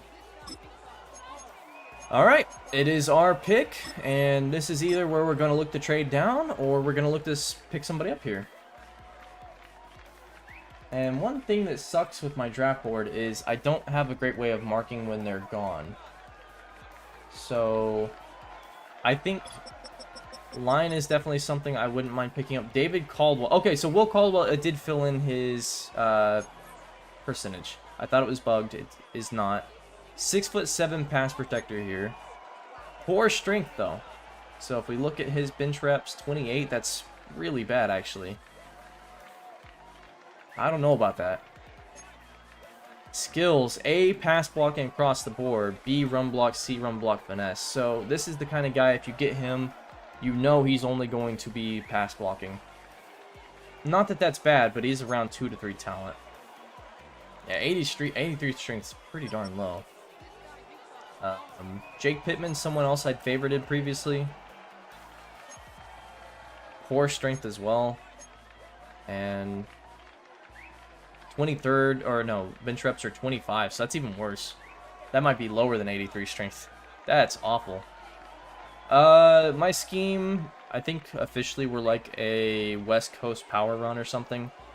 But what I ran year one was a lot of just smash mouth football up the middle, a lot of fullback usage, or Michael Mayer usage really. So year two, I don't know for sure what I'm gonna do just yet. It definitely won't be the same as year one though. Now that we've gotten an actual franchise quarterback, hopefully. Chandler Moore's another guy that... Oh, okay. Okay, here we go. So he's a guy I'd put a... what do they call that? The scout on. Focus scouting. And I think I'm glad I did, because it says he's a round 1 talent, actually. Pass protector's 21 years old. Good strength. Thing I hate is if the team I'm using defense is a 3-4 and I want to switch it to 4-3, the playbook isn't going to be 4-3. Yeah, you'd have to find another playbook to use, somebody else's playbook. Good 4-3 playbook, the Shanahan San Francisco playbook is one of my favorite defensive playbooks with 4-3. Who else runs a 4-3? I mean, a lot of teams run a 4-3, but I would definitely just consider for now using the Shanahan playbook and maybe going to make your own 4-3 at some point. The Jets. Yeah. So, those are options. Jets, Browns, Cowboys, Packers. I didn't know the Cowboys use the 4-3. I guess I did kind of know that, actually. I feel like they used to use the 3-4, though, during the DeMarcus Ware days. So, we've got 3 A's here. A pass block, finesse, and A pass block power. Now, he's a bad run blocker, but we know that talent's going to be round 1. It's just another case of, do we want to take a guy that's got F injury? I think we do. I think that's worth it. Exactly, yeah, another F injury. That's kind of what I'm thinking here, is we're getting a talented player again, and we're getting him at a steal here, round 1. I don't have that he has a draft story. I'm looking... Chandler Moore... No draft story on him, so we could also come back to him. But for a fact, we're going to keep him in mind. There's Kyle Burbank. We'll look at him too in a minute. I mean, that's pretty much it when it comes to linebacker, or to offensive line. There was a tackle, Matt Vaughn, that had a draft story I liked. Where is he? Matt Vaughn. Undrafted, actually. Did I miss him? Matt Vaughn?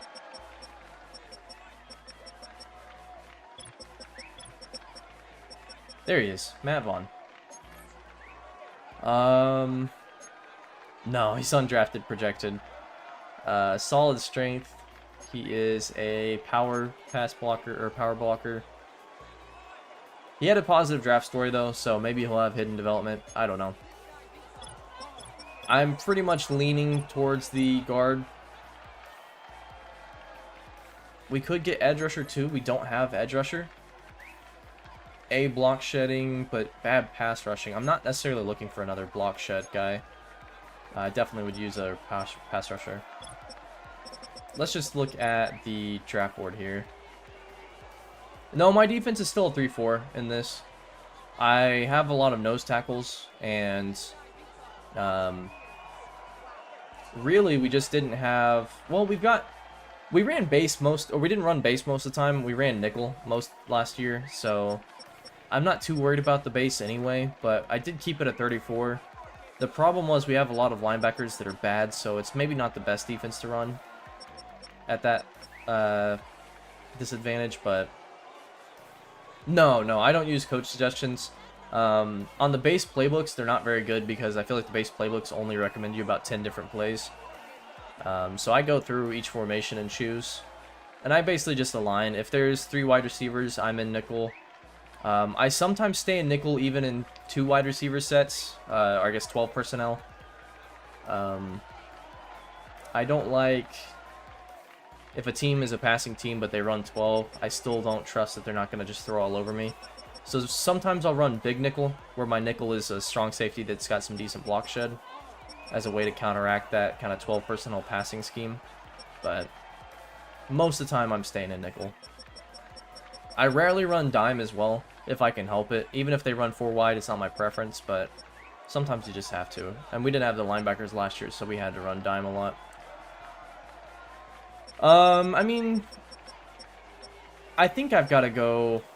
Oh, well, I appreciate that. I will, if I ever become a sports analyst, I will definitely shout you out on my first sports analyzing whatever it is I do. I could look to go back into broadcasting, but I think I'd have to go back to college for that and get a broadcasting degree or something. So I don't see that one in the cards. We do have a guy that's fallen here from 15th projected pick. B zone coverage. Not very fast though. Not exactly an athlete. B block shed. Yeah. I think I'm not going to think too much about this one. He's available. I'm going to take the guy here. Chandler Moore, round 1 talent. We're hoping for hidden development. F injury is very scary. We're going to draft a very injury-prone class here. Thankfully, I don't think there's any career-ending injuries. So let's take him here, and he's going to meet Goodell. Oh, yeah, exactly. The slow safeties in Madden are the worst. I mean, if he's not got like 93 speed and a decent pursuit rating, then I just don't know. And you can see this guy here is with his family that does not appear to be blood related. Oh man, B minus. Okay, good pick. He's 22 in true value and we got him at 37, but yeah, that's only a B minus. That's a pretty weak pick. He anchors well when defending power moves. He envelops rushers, not allowing them to disengage, and he's a highly intelligent blocker with hidden development. Yes. AI generated family. Oh man, 87 strength too. That's not bad for a guard. That's really good actually. Of course, we don't get any idea of his actual pass blocking ratings just yet, but man, this guy might start day 1. I know we signed some good offensive linemen, but so far this has been an A+ offseason. I did not expect it to go this well. We don't pick again here in the 2nd round. I don't think I'm gonna look to trade up either. There's nobody else I think I'm all that interested in at this point. Maybe some cornerbacks. If we look at the draft board real quick. Yeah, Jackson Powers was fantastic in year 1. And this guy should be good too. I'm a little worried about how much we run the ball and how weak he is at running. Run blocking, we're going to have to up that quite a bit. But I would like to bring in, there was a guy with 4, I don't know if you were here for this. There was a guy with 4.2 speed. Will Bailey. Day 3 projected here, but 4.2 speed. I mean, come on. I'm definitely interested in taking somebody like that. I think he was elite all the way up the board, yeah. Now, if you look at his skills, he can't catch the ball, so I'm not necessarily looking to jump up into like round 3 for him. But this is somebody I'm definitely looking to take later in the draft if I can manage it, because that's kind of game-changing speed, even if it's not. Yeah, so it's a good thing I drafted a 94 throw power quarterback then to sling it to him, because that's crazy speed. We do also still have Will Caldwell.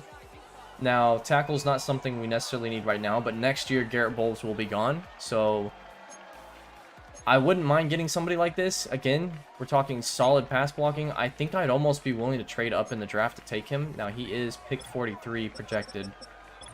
And Heaven's Angle, welcome. Welcome, welcome. I was waiting for you. Are you off work for the day, Heavens? If you like drone footage, Heaven's Angle is the perfect channel for that. I don't know when the last time he did some of that it was, but he also has 360 camera footage that with YouTube's integration, you can actually drag around the screen. Oh, Mr. Eggy's dropped in too. You know Caldwell? I guess Heaven's Angle really likes Caldwell. Good to see you in here, Eggy. Eggy's our mod for our stream. He's been he was also out for a lot of the day. New videos soon. Awesome. Where have you been recently, Heavens? I'm trying to think. Last I think you talked on stream, were you talking about, I want to say Hawaii? So maybe you got footage of Hawaii, but yeah, Heaven's Angle, fantastic drone footage. So basically we want to trade up a little bit here. 43. I wouldn't even mind trading back to get that pick we lost at 38 with the Lions. So let's go ahead and see if that's something we can make happen. And then we'll simulate to our next pick. Great videos of Hawaii. That's awesome. Glad to hear it. And yeah, Eggy, how are you doing? Crazy that you and Heaven's Angle arrived at the same time, but that's awesome. Good to see y'all both here. Have I developed Trey Tucker? What a great question. And what an unfortunate answer, because honestly, no. Tucker's still here at a 74 overall if we look at his player card. Still normal development. I couldn't get him going last year. 94 speed. We didn't throw him a lot of deep balls, but again, his release is really bad, so you can't really line him up outside and have him go for deep routes like that. We hit him a few times. Yes, I traded Devontae for a second. That's right, yeah.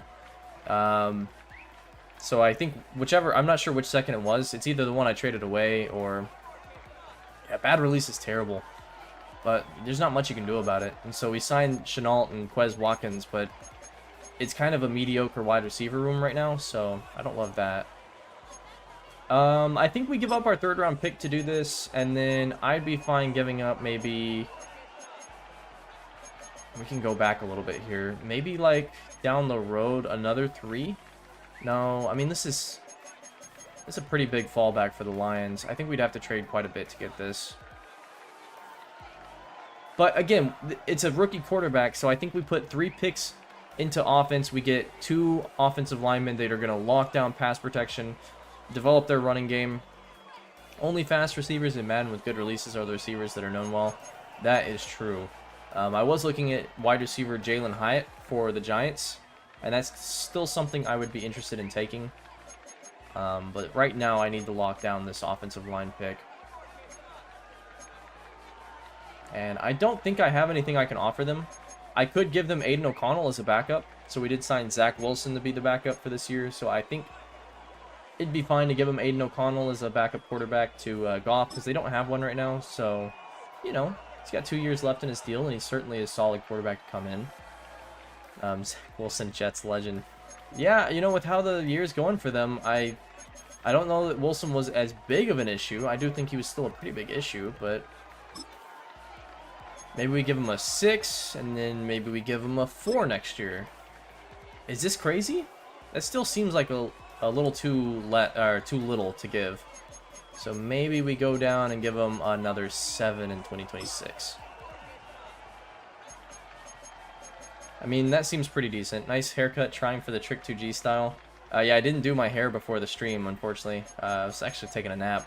But this is the latest Mallory haircut. It's actually pretty decent. I just didn't style it at all, so it looks like it's just flat on my head right now. Trying for the Trick 2G style. How's Max Crosby doing? Max Crosby broke the NFL record for sacks in year 1, and he got beaten out by TJ Watt by a half sack, who actually ended up taking the record. So Crosby had the NFL record, but again, TJ Watt. So pick 3, or round 3, round 4, round 6, round 7, and Aiden O'Connell. That shores up backup quarterback for them. How many sacks? I think he had 23.5, and TJ Watt had 24. And I think, what was the record, like 22.5 or something? So we're gonna try this. No, they don't feel that brings enough to the table. And, you know, honestly, if that's the case, then I don't think I can give too much more else up. So I'm going to simulate ahead.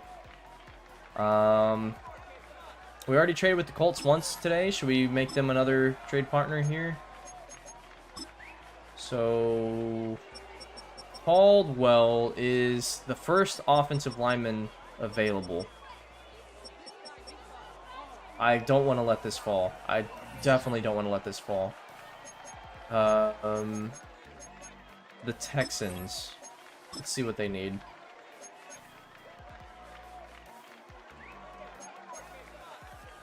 They need offensive line for sure, but they have Laramie Tunsil. The speeder receiver. Yeah, I'm thinking I want to target him around 5 maybe. So I definitely might look to take him. What is wrong with the hair? It's fine. It's fine. I just it's pretty bad, isn't it? I should have done it. Oh, and they take Will Caldwell. You have Laramie Tunsil. So Caldwell's gone. We'll have to see what his ratings were. You know, I'm going to have to make sure to move him to right tackle, I suppose, because he's not going to start at left tackle. Yeah, that's Madden for you. Well, you know what? Now I'm not too concerned about it. Now we just sim. Pittman goes. He was definitely someone I was interested in. Let me look at the draft board one more time. Pittman. Oh, man, those pass block ratings were good. Who do I have favorited, I guess? Where do I see that? A lot of UDFAs here. Miles Harris is someone I had, as well as Braylon Pearman. Oh, whoa, whoa, whoa, whoa. I missed this guy. Round 1 talent again. This was someone I highlighted that, in the draft show on Wednesday. If y'all were there, I think Kevin Zangle was there for. No, he wasn't there. But Pearman was someone I was really interested in. We did the focus scouting on him previously. Now his speed is poor. 4.59 is really slow. But what I'm looking to do with him is play him exclusively slot. He has elite agility, great change of direction, and elite acceleration. To go with that, his ball skills, D zone but B man. I mean, that's definitely something we can play in the slot against a really good route runner. And suddenly I need to try to find a way to trade up for him because I know it's projected day 3, but we got to get in the 3rd round for him, I think. I'm going to go ahead and sim though.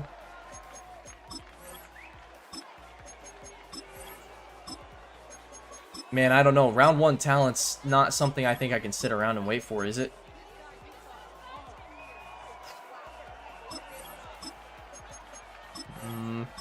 I feel really anxious to do this. No? You don't think I should sit around and wait for it? Should I trade up?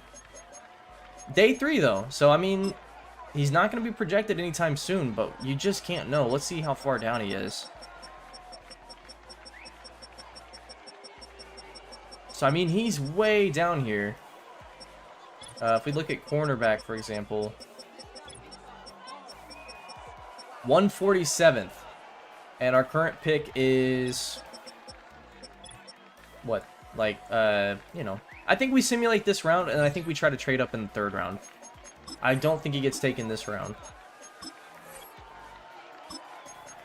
Yeah, I mean, our team needs at this point, it's more depth than anything. I think we've got really good starters across the board. But depth is something we're lacking. I don't know that Pearman would start in year 1. It just depends on how solid he is, but this would definitely let us trade or cut Jack Jones. Who's my starting cornerback? Yeah, we can look at that real quick.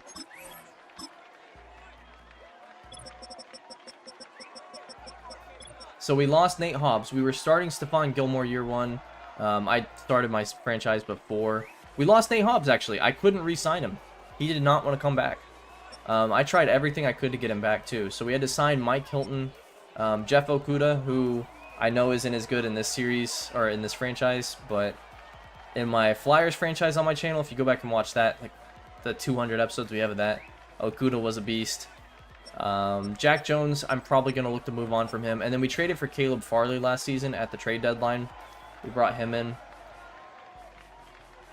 Exactly, a lot of speed. You can't forget Jacorian Bennett. This team is speed across the board. And I think that's why we can go ahead and look to get someone like Pearman, who doesn't have that speed, but he has other skills that these guys don't, which is agility, man coverage, stuff like that. So we're going to try to hold pat here. Burbank goes. I was interested in him a little bit. Not really need anymore, though. Larry Nobles, Mike Carlisle, and that's the last pick of the round. So let us try to trade up here. Or maybe we just stay pat. I mean, 72, that's definitely probably doable. I'm going to kick myself if he goes, though. I'm going to simulate this one. What do we think? Do we trade up or do we hold pat here? I mean, again, he's not... I don't think he's even on the draft board still. What was he, like 147? You can't even find him on the list here. But that doesn't mean he won't go. Let's try it. Luke Harriet. I'm not trading with the Colts again. Alright, we have 3 picks. There's no way he goes in 3 picks, right? Cam Reddick. Jets go Noah Frazier. And alright, there he is. And, I mean, this is a need for us. It's not necessarily a need right now, but it's a need in the future. Miles Harris had a draft story about him, but Braylon Perriman. Now, did he have a draft story? No, I don't think so. 22 years old, so these guys are young, too. I mean, we're talking young players. Savvy defender with the ball in his air, or the ball in the air. Has a motor that runs through the whistle. Yeah, that's all good. Slot archetype, fantastic athleticism outside of his speed. I'm really interested in that. I wouldn't have minded the jumping being a little higher, but that's okay. He's playing slot anyway. A block shedding, by the way. So I don't necessarily need to run big nickel if they're running out of 11 personnel. Braylon Perriman with A block shedding, that's going to be doable. You think 89 speed with poor? If that's 89 speed with a poor speed, that's going to change how I approach the draft going forward, because 89 speed is certainly doable out of the slot. A hit power, A tackling. Yeah, it's the injury. Let's look at that. B injury. So this is the first guy that might not break the leg every, other play. Sorry, I have a cat trying to jump up here. Come on. Let's see if you can see my cat. Well, you can see his tail. All right, and Braylon Perriman, I can't say his name, is the pick here. Yeah, if you like franchise content that tries to have some storyline behind it and realism, this one, unfortunately, isn't as storyline heavy. I am thinking of starting college football as well at some point, but A+, by the way. Number 6 in...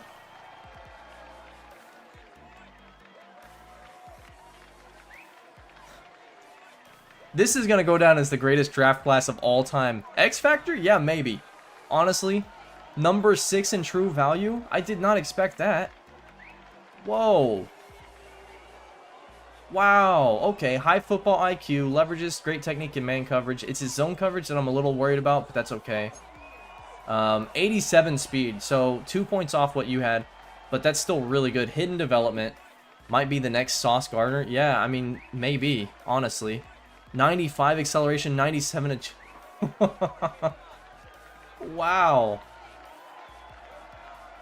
Man, that's crazy. If you like, as I was saying before I got crazily distracted by that awesome news there, if you like really, I mean, it's not the best content. It's definitely rough around the edges, especially to start the series. It gets better as it goes on. On my channel, my Olympia series is my college football series I did. Basically, they're a created team back on NCAA 14 out of Utah. And what was cool about that series was a lot of those players were custom, and I actually had high school recruiting episodes where we would scout them and look at them. And then a lot of those players made it into the NFL in my Madden series, my Madden 21 series, with the Detroit Lions that I relocated. So if you're interested in watching some intricate and in-depth stuff, those are definitely my recommends. Most fun things I've ever done.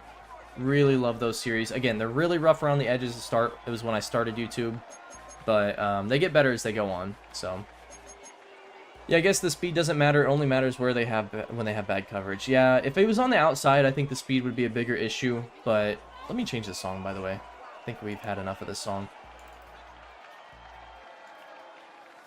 What's this one? I think yeah, this one's a good one, I think. I have a playlist that I haven't quite set up yet, but I've got some royalty-free stuff from YouTube's library.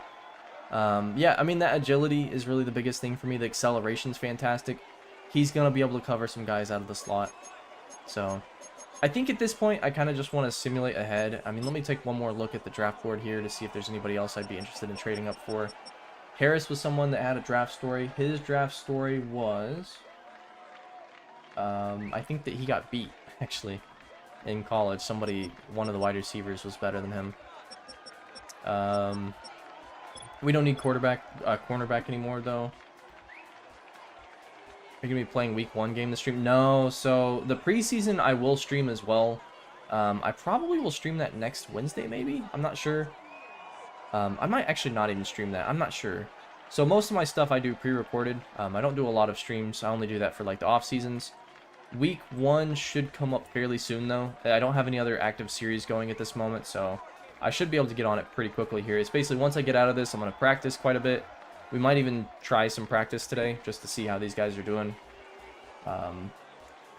Nose tackle, linebacker could be good. We definitely could use linebacker. So if I look at my favorites here, I still got to get used to this newer Madden scouting stuff. I'm still coming from the 3-grade system, which I think this is so much better. Right now, it's looking fantastic. I love the way it works. We have a center here. 2 fullbacks that I want to take. One of them with round 7. And then a running back here, Tavares Langham.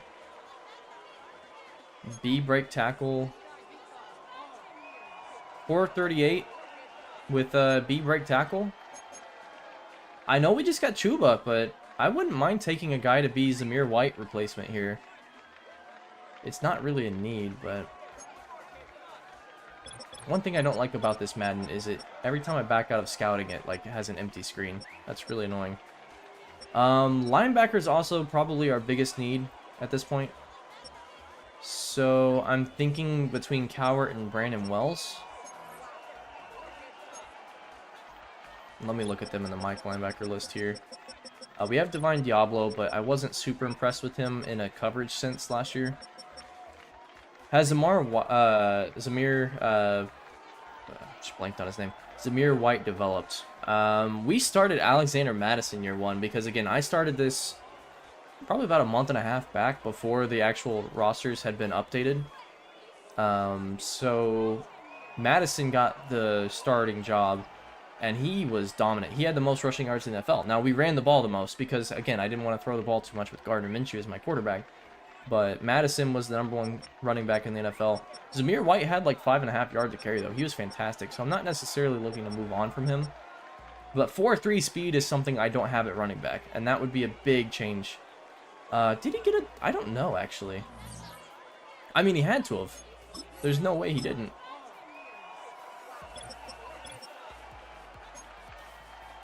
Yes, so he got star development, actually. And again, if I look at... Whoop, I don't want to set him as captain. If we look at his year, almost 1,500 yards, 5.5 a carry, 15 touchdowns. Just insane. 47 broken tackles. Only fumbled once. He was fantastic. I think he should have actually gotten a double dev, but still, that's pretty good. Let's just go ahead and sim to the next user pick here. Yeah, I know. It sucks that it only goes up 1. And he never got one of those storylines to get the chance to upgrade again. Yeah, we're just going to sim forward here. We're pick number 8. And let's look at the options. Did he get Offensive Player of the Year? I don't remember. I want to say Patrick Mahomes got it, and Patrick Mahomes deserved it, frankly. Mahomes had probably... Let me show you Patrick Mahomes' year. This is absurd. So this guy won the Super Bowl, won Super Bowl MVP, and if we look at his stats last year, 5,000 yards passing, 54 touchdowns, 3 interceptions, to go with 400 yards rushing and 4 touchdowns. So unfortunately, despite Madison having a fantastic year, no, he did not win it. He didn't even win Best Running Back in the AFC, by the way. Who won that? I don't think it was Nick Chubb. Somebody else won Running Back of the Year in the AFC, which was just ridiculous. Those stats can't relate to real life, though. Patrick Mahomes is... Yeah, Mahomes is having a rough year, actually. I mean, they're winning, so it's hard to really care too much, I guess, when you're still undefeated, but... having a bit of a different year in game than he did in real life. He won the rushing title, and that's it. He made the Pro Bowl. He did not win an award. So it goes to show 1,500 yards rushing doesn't do anything for you, I guess. Alright, let's look to pick somebody here. So favorites, all the guys I was interested in are gone. Yeah, he does have receivers now, although I think Rashee Rice is hurt going into the next week. Didn't he tear Rashee Rice's ACL? Just insane to me. Accidentally rolled into him on a pick. So we're in round 4. We still have other picks though. Will Bailey, I don't know that round 4. Yeah, unfortunately. And I think, is Rice going to be suspended next year? I don't know how that's going to shake down.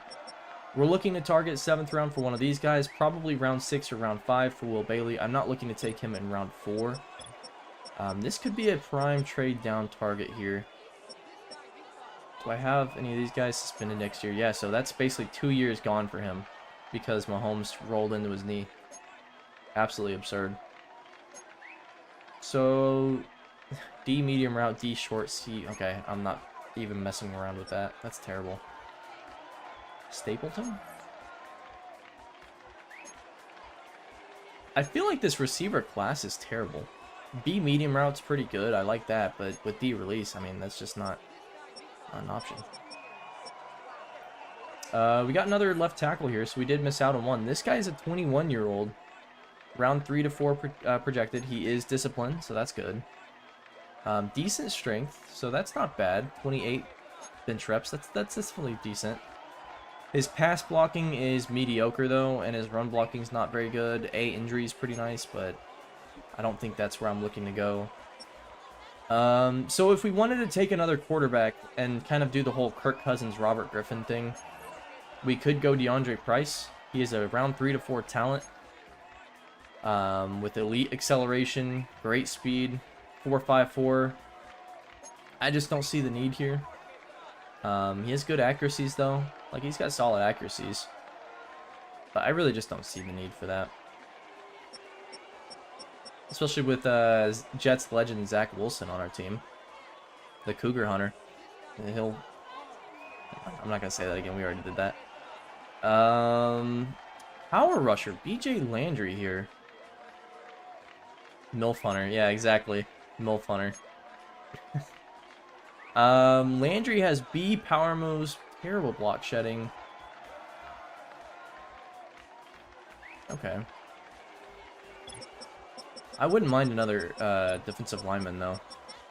In this franchise, Tyree Wilson had a really good year last year. Did not get a dev boost though. So I definitely wouldn't mind anybody with solid block shedding. I mean, it's kind of just a crapshoot on a lot of these guys, though, right? Finesse moves. Tomlinson, maybe.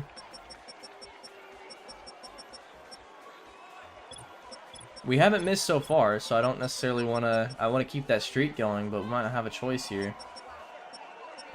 This is kind of an intriguing skill set. Oh, no, never mind. Let's look at the wrong thing.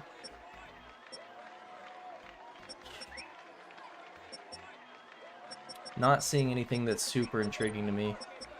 What about edge rusher from linebacker, maybe? 255. That's big enough to play edge. Sidney Parsons, a day 3 guy here.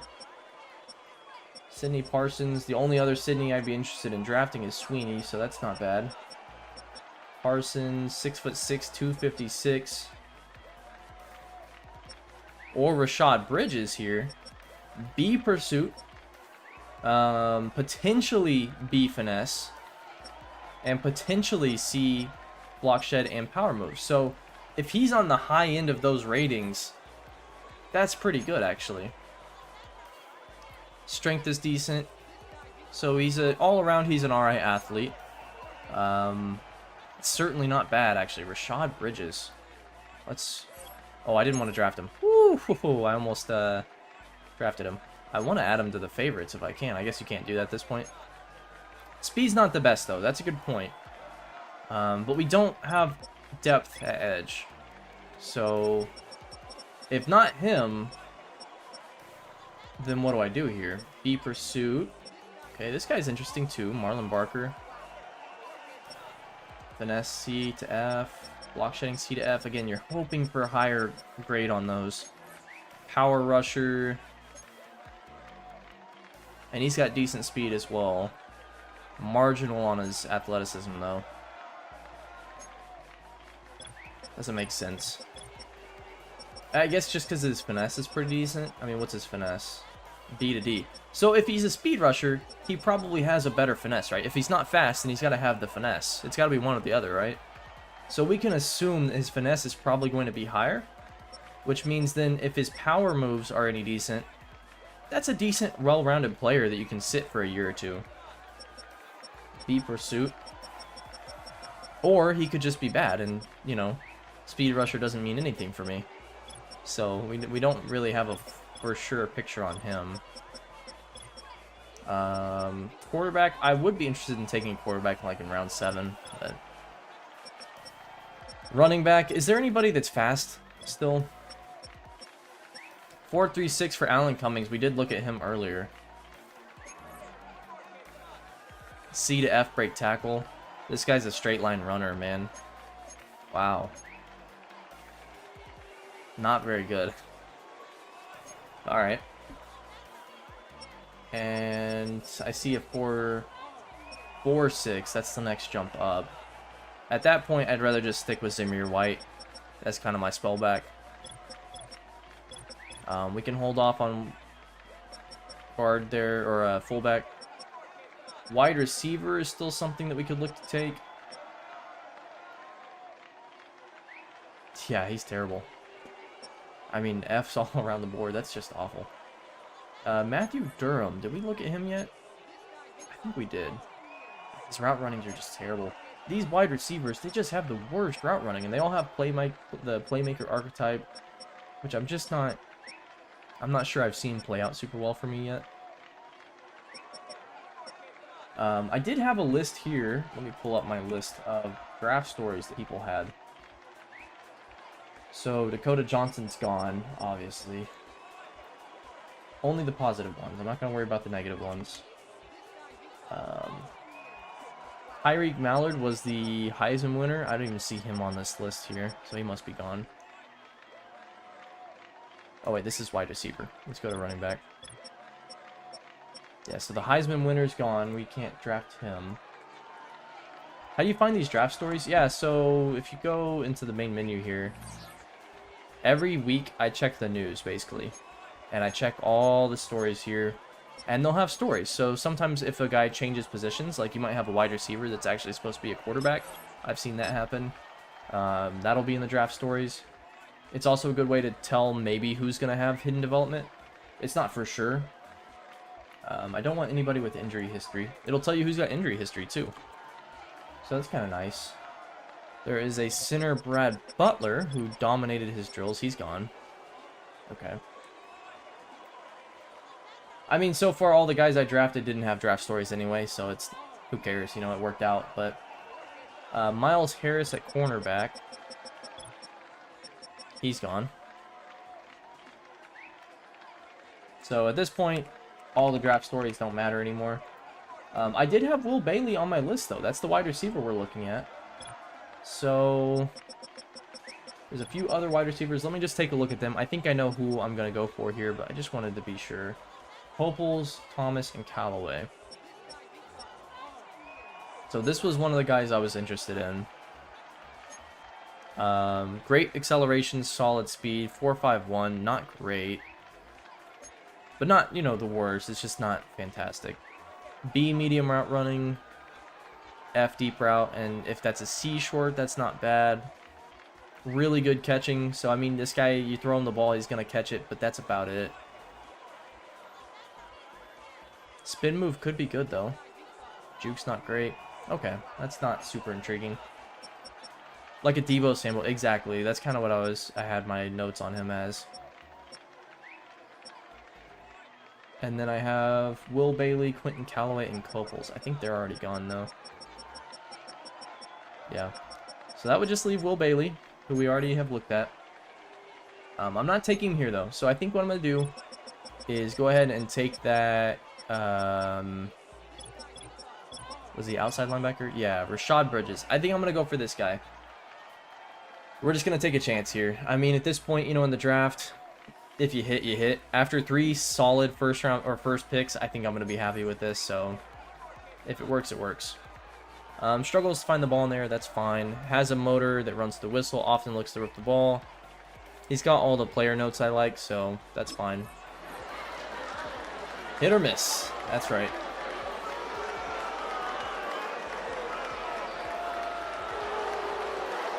So Will Bailey is the last guy I am interested in taking. And a fullback. And a fullback. Alright, you are a Las Vegas Raider. How good are you? Not very good. So he was number 227 in true talent, and we drafted him at 104. This was a bit of a reach, you could say. The crowd booed. Yeah, that would be kind of cool. They didn't boo on this one, but maybe they should have. I mean, we'll see. I'm interested to see. Yeah, 80 speed. That's not actually that bad.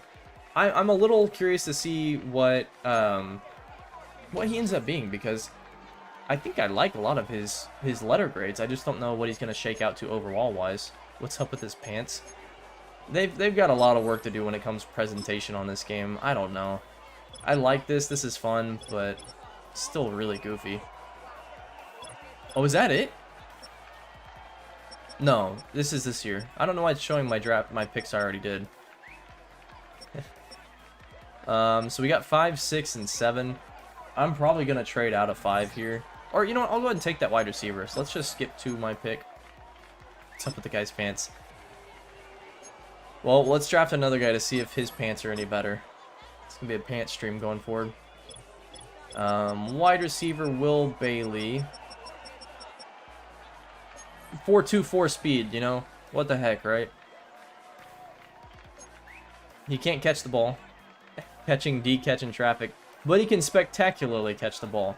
So maybe he can catch the ball while doing a handstand, but he can't catch it if you throw it right into both of his hands.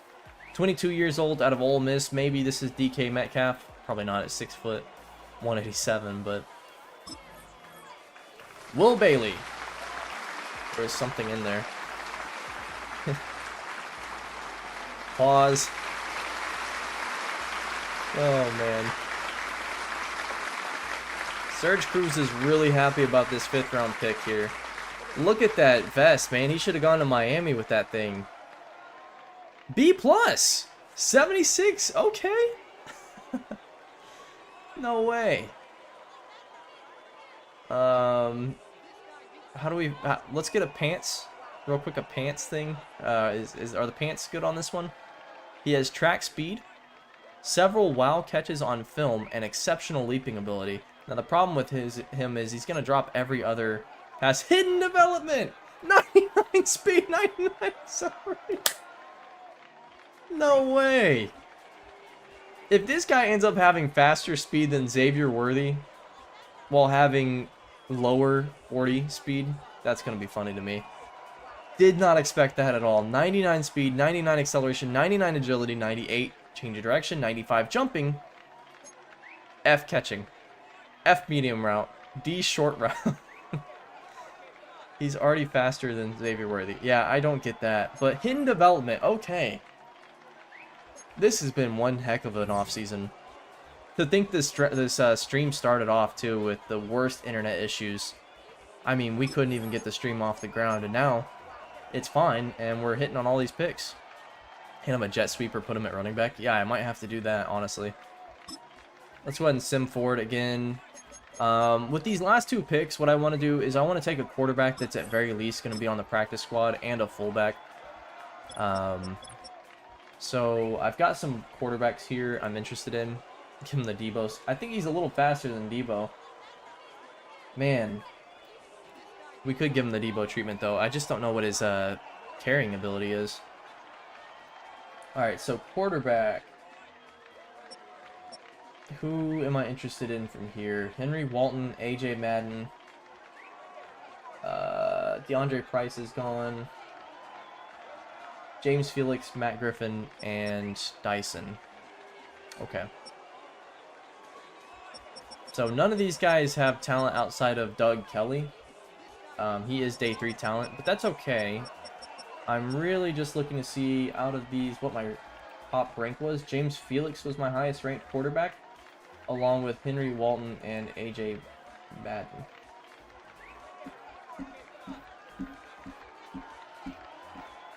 So, Henry Walton, okay. Let's take a look at him. So, decent accuracies across the board out of UTSA. He is a scrambler quarterback with 4.54 speed. So, he's the fastest quarterback in the draft, actually. Elite acceleration. Great throw power. Really? I mean, heck, you know, F injury as well. Let's draft another F injury quarterback, right? Now, he's a UDFA, so he might end up being, like, someone that we don't see on the field ever. But, I mean, that's pretty good. The other one I had was AJ Madden. Ah, this stupid bug. Colt McCoy. Oh, that's Colin McCoy. That's his, nephew, maybe. I almost want to take Colin McCoy out of Rice, Texas. So he's even from Texas. Your team just became the fastest. Yeah, no kidding. We really are going to... We didn't have a lot of speed in Season 1. Ooh. This guy's got accuracy, though. B deep accuracy, B medium accuracy, B short accuracy. So more of a field general type quarterback. With B thrown under the pressure. So... do I go for the exciting quarterback, or do I go for the guy that, you know, if AJ Madden came into the game, we might not panic too much because he might be better. He's Brock Purdy. Exactly. Do we go for Brock Purdy? Well, he's a little worse than Brock Purdy, but do we go for Brock Purdy, you know, Walmart Brock Purdy, or do we go for, what was it, Henry Walton? Do we go for Tyler Huntley, say? Like a faster Tyler Huntley. Actually, what did Tyler Huntley run in the 40?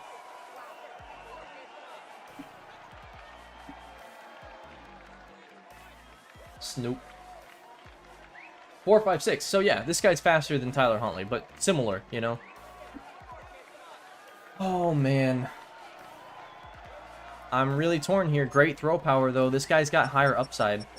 It's just AJ Madden's a better player to start. And the other one that I had was James Felix. He is also strong arm, but worse accuracy, so I'm not even gonna worry about him. Alright, what do we think, chat? Madden or Henry Walton? So do we want the fast quarterback that's not as good of a thrower but has a great arm? Or do we want the quarterback that's got really good accuracies, really good throw under the pressure? Or throw under the pressure, I keep saying that. Throw under pressure. What do we think? Safe or Brock Purdy Walmart? We want to go for Brock Purdy Walmart? Okay, I can kind of roll with that. Anybody else have any different opinions, or are we all on board with AJ Madden? I mean, his name's Madden. It is in the game. Madden is in EA, whatever. Let's go ahead and take him. AJ Madden. Watch this guy have hidden development too. Probably not. His dad is John Madden. Yeah, exactly. Man, John Madden somehow having a kid. When did he die? It was a few years ago.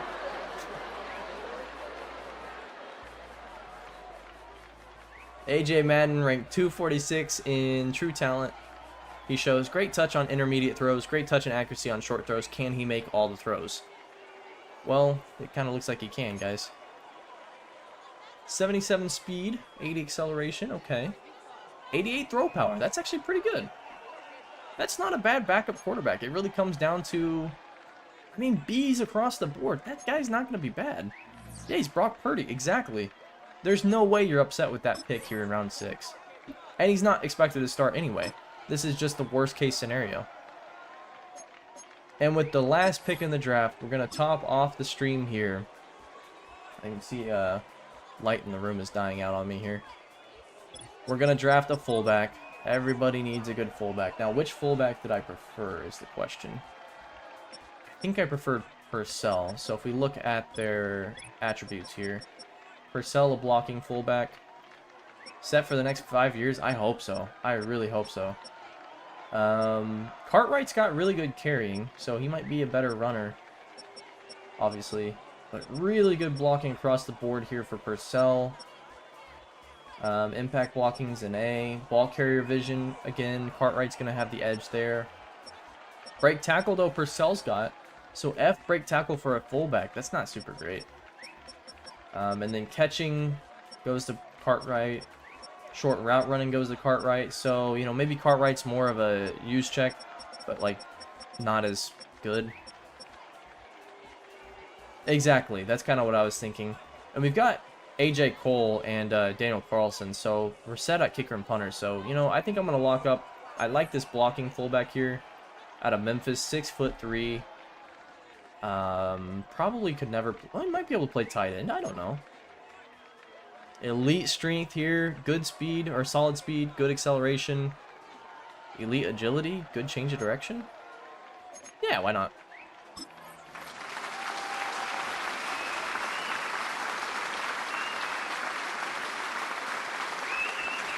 I'm gonna trick up and hear the music actually. Just realized it's probably way down. If this guy has 87 speed, I'm really happy about that pick. Look how big that point is. Whew. 20th in true talent. I mean, I wasn't too surprised. The fullbacks usually are a little higher, but 20th in true talent. Okay, run block specialist, explodes in the blocks. A viable receiving threat. 75 speed. Whoa, okay, that is way down there, actually. I was not expecting it to be that low. But 86 strength is crazy. He's stronger than a lot of my linemen. Nowhere near, yeah. No kidding. Man, this guy's slow as dirt, but he's good. Alright. That's it for the draft. I am simming the rest of the draft. We're going to look at the picks. We're going to kind of see where we landed on things. And then that'll be it for the stream. So I'm going to go ahead and save real quick. It keeps playing the same songs over and over. What's this one? No, not this one. This is the sad song. Is Pina Colada any good? A little Pina Colada in the stream here. Alright. So, we got Justin Bradfield, 79 overall, so we missed out on that 80 overall target, which is just stupid, because 79 overall... Whoa. Whoa, whoa, whoa, whoa, whoa. 21-year-old rookie quarterback. This is, again, entirely auto-generated. Unfortunately, I do love the manually made ones, but... Wow. Oh, yeah. Don't remind me of his injury rating. Oh, no. 80? That's not good. This is why we invested so much in pass blocking linemen, though, right? We don't want him to get touched to get injured. We might never be able to run the ball with him. This guy's never allowed to pull a Josh Allen and run the ball. He's got to just sit in the pocket. Oh, man. That's terrible. But, I mean, look at the skills elsewhere. 86 deep accuracy, 87 short accuracy. That medium accuracy needs work on day one. We knew that was going to be his worst one. 78's not great. And the play action I don't love either. The Tua treatment. Yeah, I think somebody made that joke. That might have been a Texas chick earlier made that joke. And it looks like that's about right. I don't know if it's going to be concussions, but we got to keep this guy in bubble wrap for most of the season. Paranoid sense of pressure. Yeah, I would be too with that injury rating. He's already the number 19 quarterback in the NFL, so QB of the future, day one starter. Doesn't like us so far, though. We're going to have to make him like Las Vegas. Chandler Moore was our second pick. 74 overall. Okay. Hidden development. Strength is an 87. That's not bad at all for guard. That's pretty good. Pass blocking is pretty good on day one. But that run blocking is really bad. He might need a year of development. I don't know that we can put him in as a starter. Balanced penalty tendency. I thought he had disciplined. He keeps playing the same song over and over. This is frustrating. Let's do this one. No, this one's too much. Game show? All right, Braylon Pearman, 77 overall. Oh, man. This guy's going to start day one. Has to. 87 speed, 95 acceleration, 97 agility, 78 man, 64 zone. So we need to work on that zone very quickly. That's a problem for sure. And we do run a lot of zone here. Towards the end of the season especially. 94 injury though, so we got somebody who's actually good. Yeah, 61 press. Basically, my goal with him is to throw him in the slot and lock away the key, you know? We're not even going to worry about putting him outside ever. I probably won't even put him in 2 wide sets where we're just running a base defense. So when we're in 34, we're not even going to have him out there, I don't think. But, I mean, he'll be solid in the slot. Rashad Bridges, 65 overall. Okay. Okay. 79 pursuit. 68 block shedding. Speed and acceleration are definitely doable. This guy, so here's something I want to find out. I'm going to change him to end and see what the overall inflates to, because I think he'll be a better end, and that's fine. I mean, in 3-4, that's where he's going to be played anyway. So let's move him to end. And now he's a 66. So, okay, his overall goes up. That's pretty good. That's a decent player. I think he'll find a role on the team as like a depth piece, maybe. Will Bailey, 72 overall, hidden development. Let's take a look at him. 99 speed, 99 acceleration. Route running suck. They're terrible. Catching at 74 is not as bad as I thought it would be. Man, it keeps playing the same song. Look at that release. 75. Okay. We got somewhere to work with him. We could definitely move up on that guy. That's not too bad. Personality entertainer. Yeah, I bet you are entertaining with 99 speed, 99 acceleration, 98 change of direction, 94 kick return. So he's day one going to be our kick returner. Let's go. And then that leaves the last two. AJ Madden at quarterback, 65 overall. My goodness, that's not bad at all. That's really good, actually. For a 6th round pick quarterback, I mean, goodness. Those accuracies aren't bad. 80, 79, and 75 with 88 throw power. I probably would work on strong arm for him to start. Throw under pressure.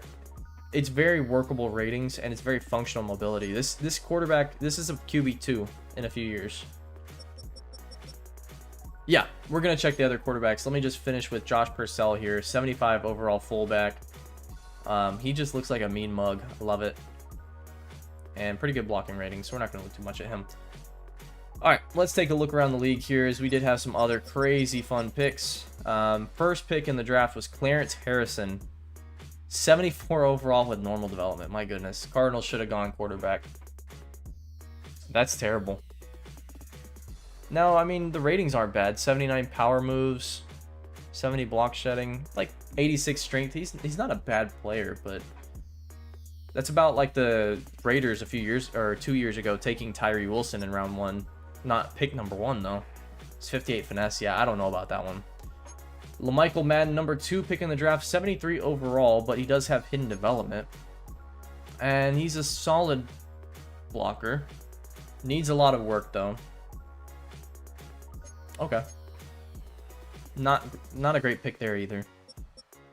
Eric Barnes was the number 1 quarterback taken in the draft here, and he's going to have hidden development. Yup. Okay.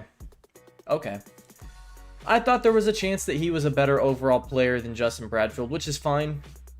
I was not willing to trade up. Either one of them was so good to me, and I'm very happy with where we landed. But Eric Barnes probably is going to have X Factor. This might be a generational talent here. 82 overall. Very well could have X Factor. 95 throw power. 88 deep accuracy. 80 medium. But 72 short. So, I mean, if you compare the quarterbacks on day one, Justin Bradfield's a better player at, what was he, 87 short accuracy? Now, the throw under pressure is interesting. And throw on the run's 90. I do think 83 speed, 89 acceleration, 98 injury. Do I like Oklahoma? No, not at all. I used to be a Texas fan growing up, so I hate Oklahoma. What college team am I a fan of in football? Not Not really anybody. I like North Texas because that's where I graduated from. But, you know, it's North Texas. It's not like it's really anybody to write home about. I like K-State in football a lot. I cheer for them. Kansas, I guess, would also be up there. I'm, you know, have family from Kansas. But for the most part, I mostly just watch college basketball. St. Mary's fan. But, of course, they don't have a football team. Speed and acceleration, pretty close for these two. So, not bad at all. What was that throw under pressure rating? 83 to 89. Okay. 90 throw on the run. Or throw on run. Okay. So Eric Barnes is a better quarterback if you get that that short throw accuracy up. But again, I'm pretty happy with this, and I'm excited to see Eric Barnes. I hope we play him year one. I don't know if we will. We might, though. We'll have to check that. And then let's look at Dakota Johnson real quick. 75 overall hidden development. So, I mean, he's fast, but he's not anywhere close to blazing speed. Just the red zone threat, mostly. With good ball skills. Okay. Hopefully he doesn't turn out like Bryce Young. Yeah, I'll have to check on the O-line of Atlanta. I'm kind of curious to see if they're going to be able to protect him. Because, I mean, they probably got the #1 quarterback. Well, maybe not the #1. Pat Mahomes exists, but Barnes is going to be really, really good. Who else was I interested in for the most part? Let's look at the other two quarterbacks real quick. Marcus Shepard also has hidden development, 71 overall. So it was a steep drop off from quarterback 2 to quarterback 3. 82, 79, and then 71. But 90 throw power, pretty good accuracies. That's a solid player. And then what about R.D. Peterson, the only other draftable quarterback, 74 overall, hidden or normal development though. So the Giants essentially just took a better Daniel Jones day one. 94 throw power, bad accuracies. I mean, he's better than Daniel Jones though. Maybe not as fast though. 70 speed. So Giants maybe didn't exactly get the best quarterback in the world there, but not bad. There was a QB I was interested in at one point that I just want to see about. Where is he? Might be round 4. Yeah, DeAndre Price. Hidden development 70 overall. I did not expect him to be 70 overall. So, I mean, it sucks because he's going to back up Justin Herbert here. 92 throw power, though. Man, accuracies aren't too bad day one. 88 speed, 91 acceleration. That's a good player right there.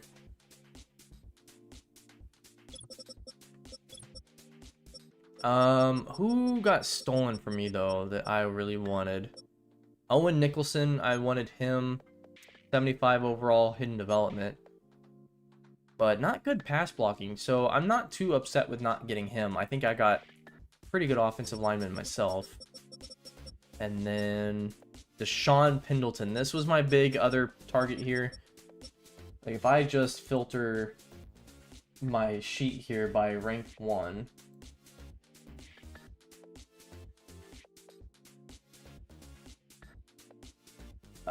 rank 5, I mean. Okay, good to see you, Caden. Thank you so much for stopping by. Again, if you like content like this, I would definitely recommend checking out. Obviously, Season 1 of this was pretty fun, but I think my Olympia and my Madden 21 series were pretty good down the stretch. Again, thank you for stopping by. Have a good rest of your day. Hope you have a good one, man. Pendleton, 78 overall. 92 speed, 94 acceleration, 80 man coverage, and 71 press. Okay. Not anything crazy. Let me add 4 to the list here. Chad Peters. Let's take a look at him. Oh, let's say JD Steele. Hidden development 77 overall. My goodness. Ooh. This was the guy we missed out on right here. You know, it's funny is I had him on the list, but I didn't think his route running would be so functional. And I'd been kind of eyeing him, but I would have had to trade up into the first round for him anyway, so it's not the end of the world not getting him. Chad Peters.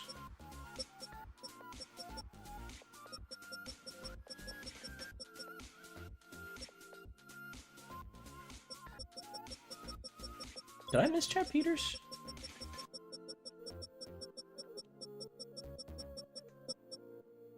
Am I missing Chad Peters? There's Copels. I had interest in him. Hidden development. 92 speed, 91 acceleration, great catching. Good slot. Man, okay. I did a better job scouting than I thought I did at first. All the work paid off. Round 3? Chad Peters?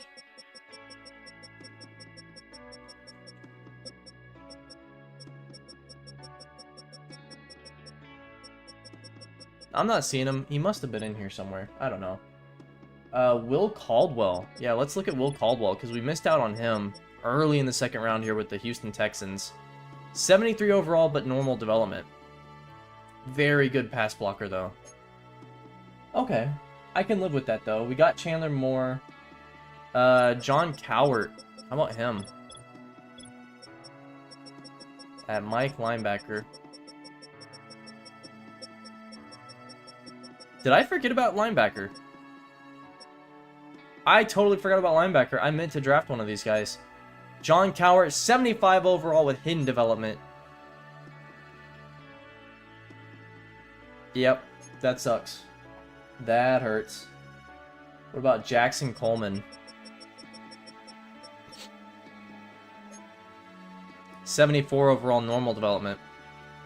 Really solid players here. I completely spaced on them, man. Did James Felix, the quarterback, go? I'm just curious. Yes, he did. 64 overall normal.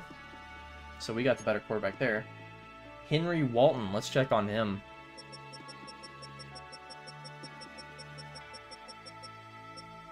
He went too, 65 overall. Hidden development, okay. Well, I'm pretty happy with the guy we got, but man, that's an impressive player right there. And then we got AJ Madden. Alright, I think that is it for this stream. This was incredibly fun. I really enjoyed this. It was rough for a long time there. I mean, you know, the issues that start the stream were negative 14 million in cap space. Whew, okay. We'll have to clear out some space, but I think all in all, ended it up being really, really good for us. Year 2 is going to be fun. We're probably going to stream the preseason, so I'll let y'all know when that's coming. If it's coming, it might also be pre-recorded. I don't know. But thanks again, everyone, for tuning in. Thanks for inputting as well. What a fun stream. I will see y'all later. Have a good one.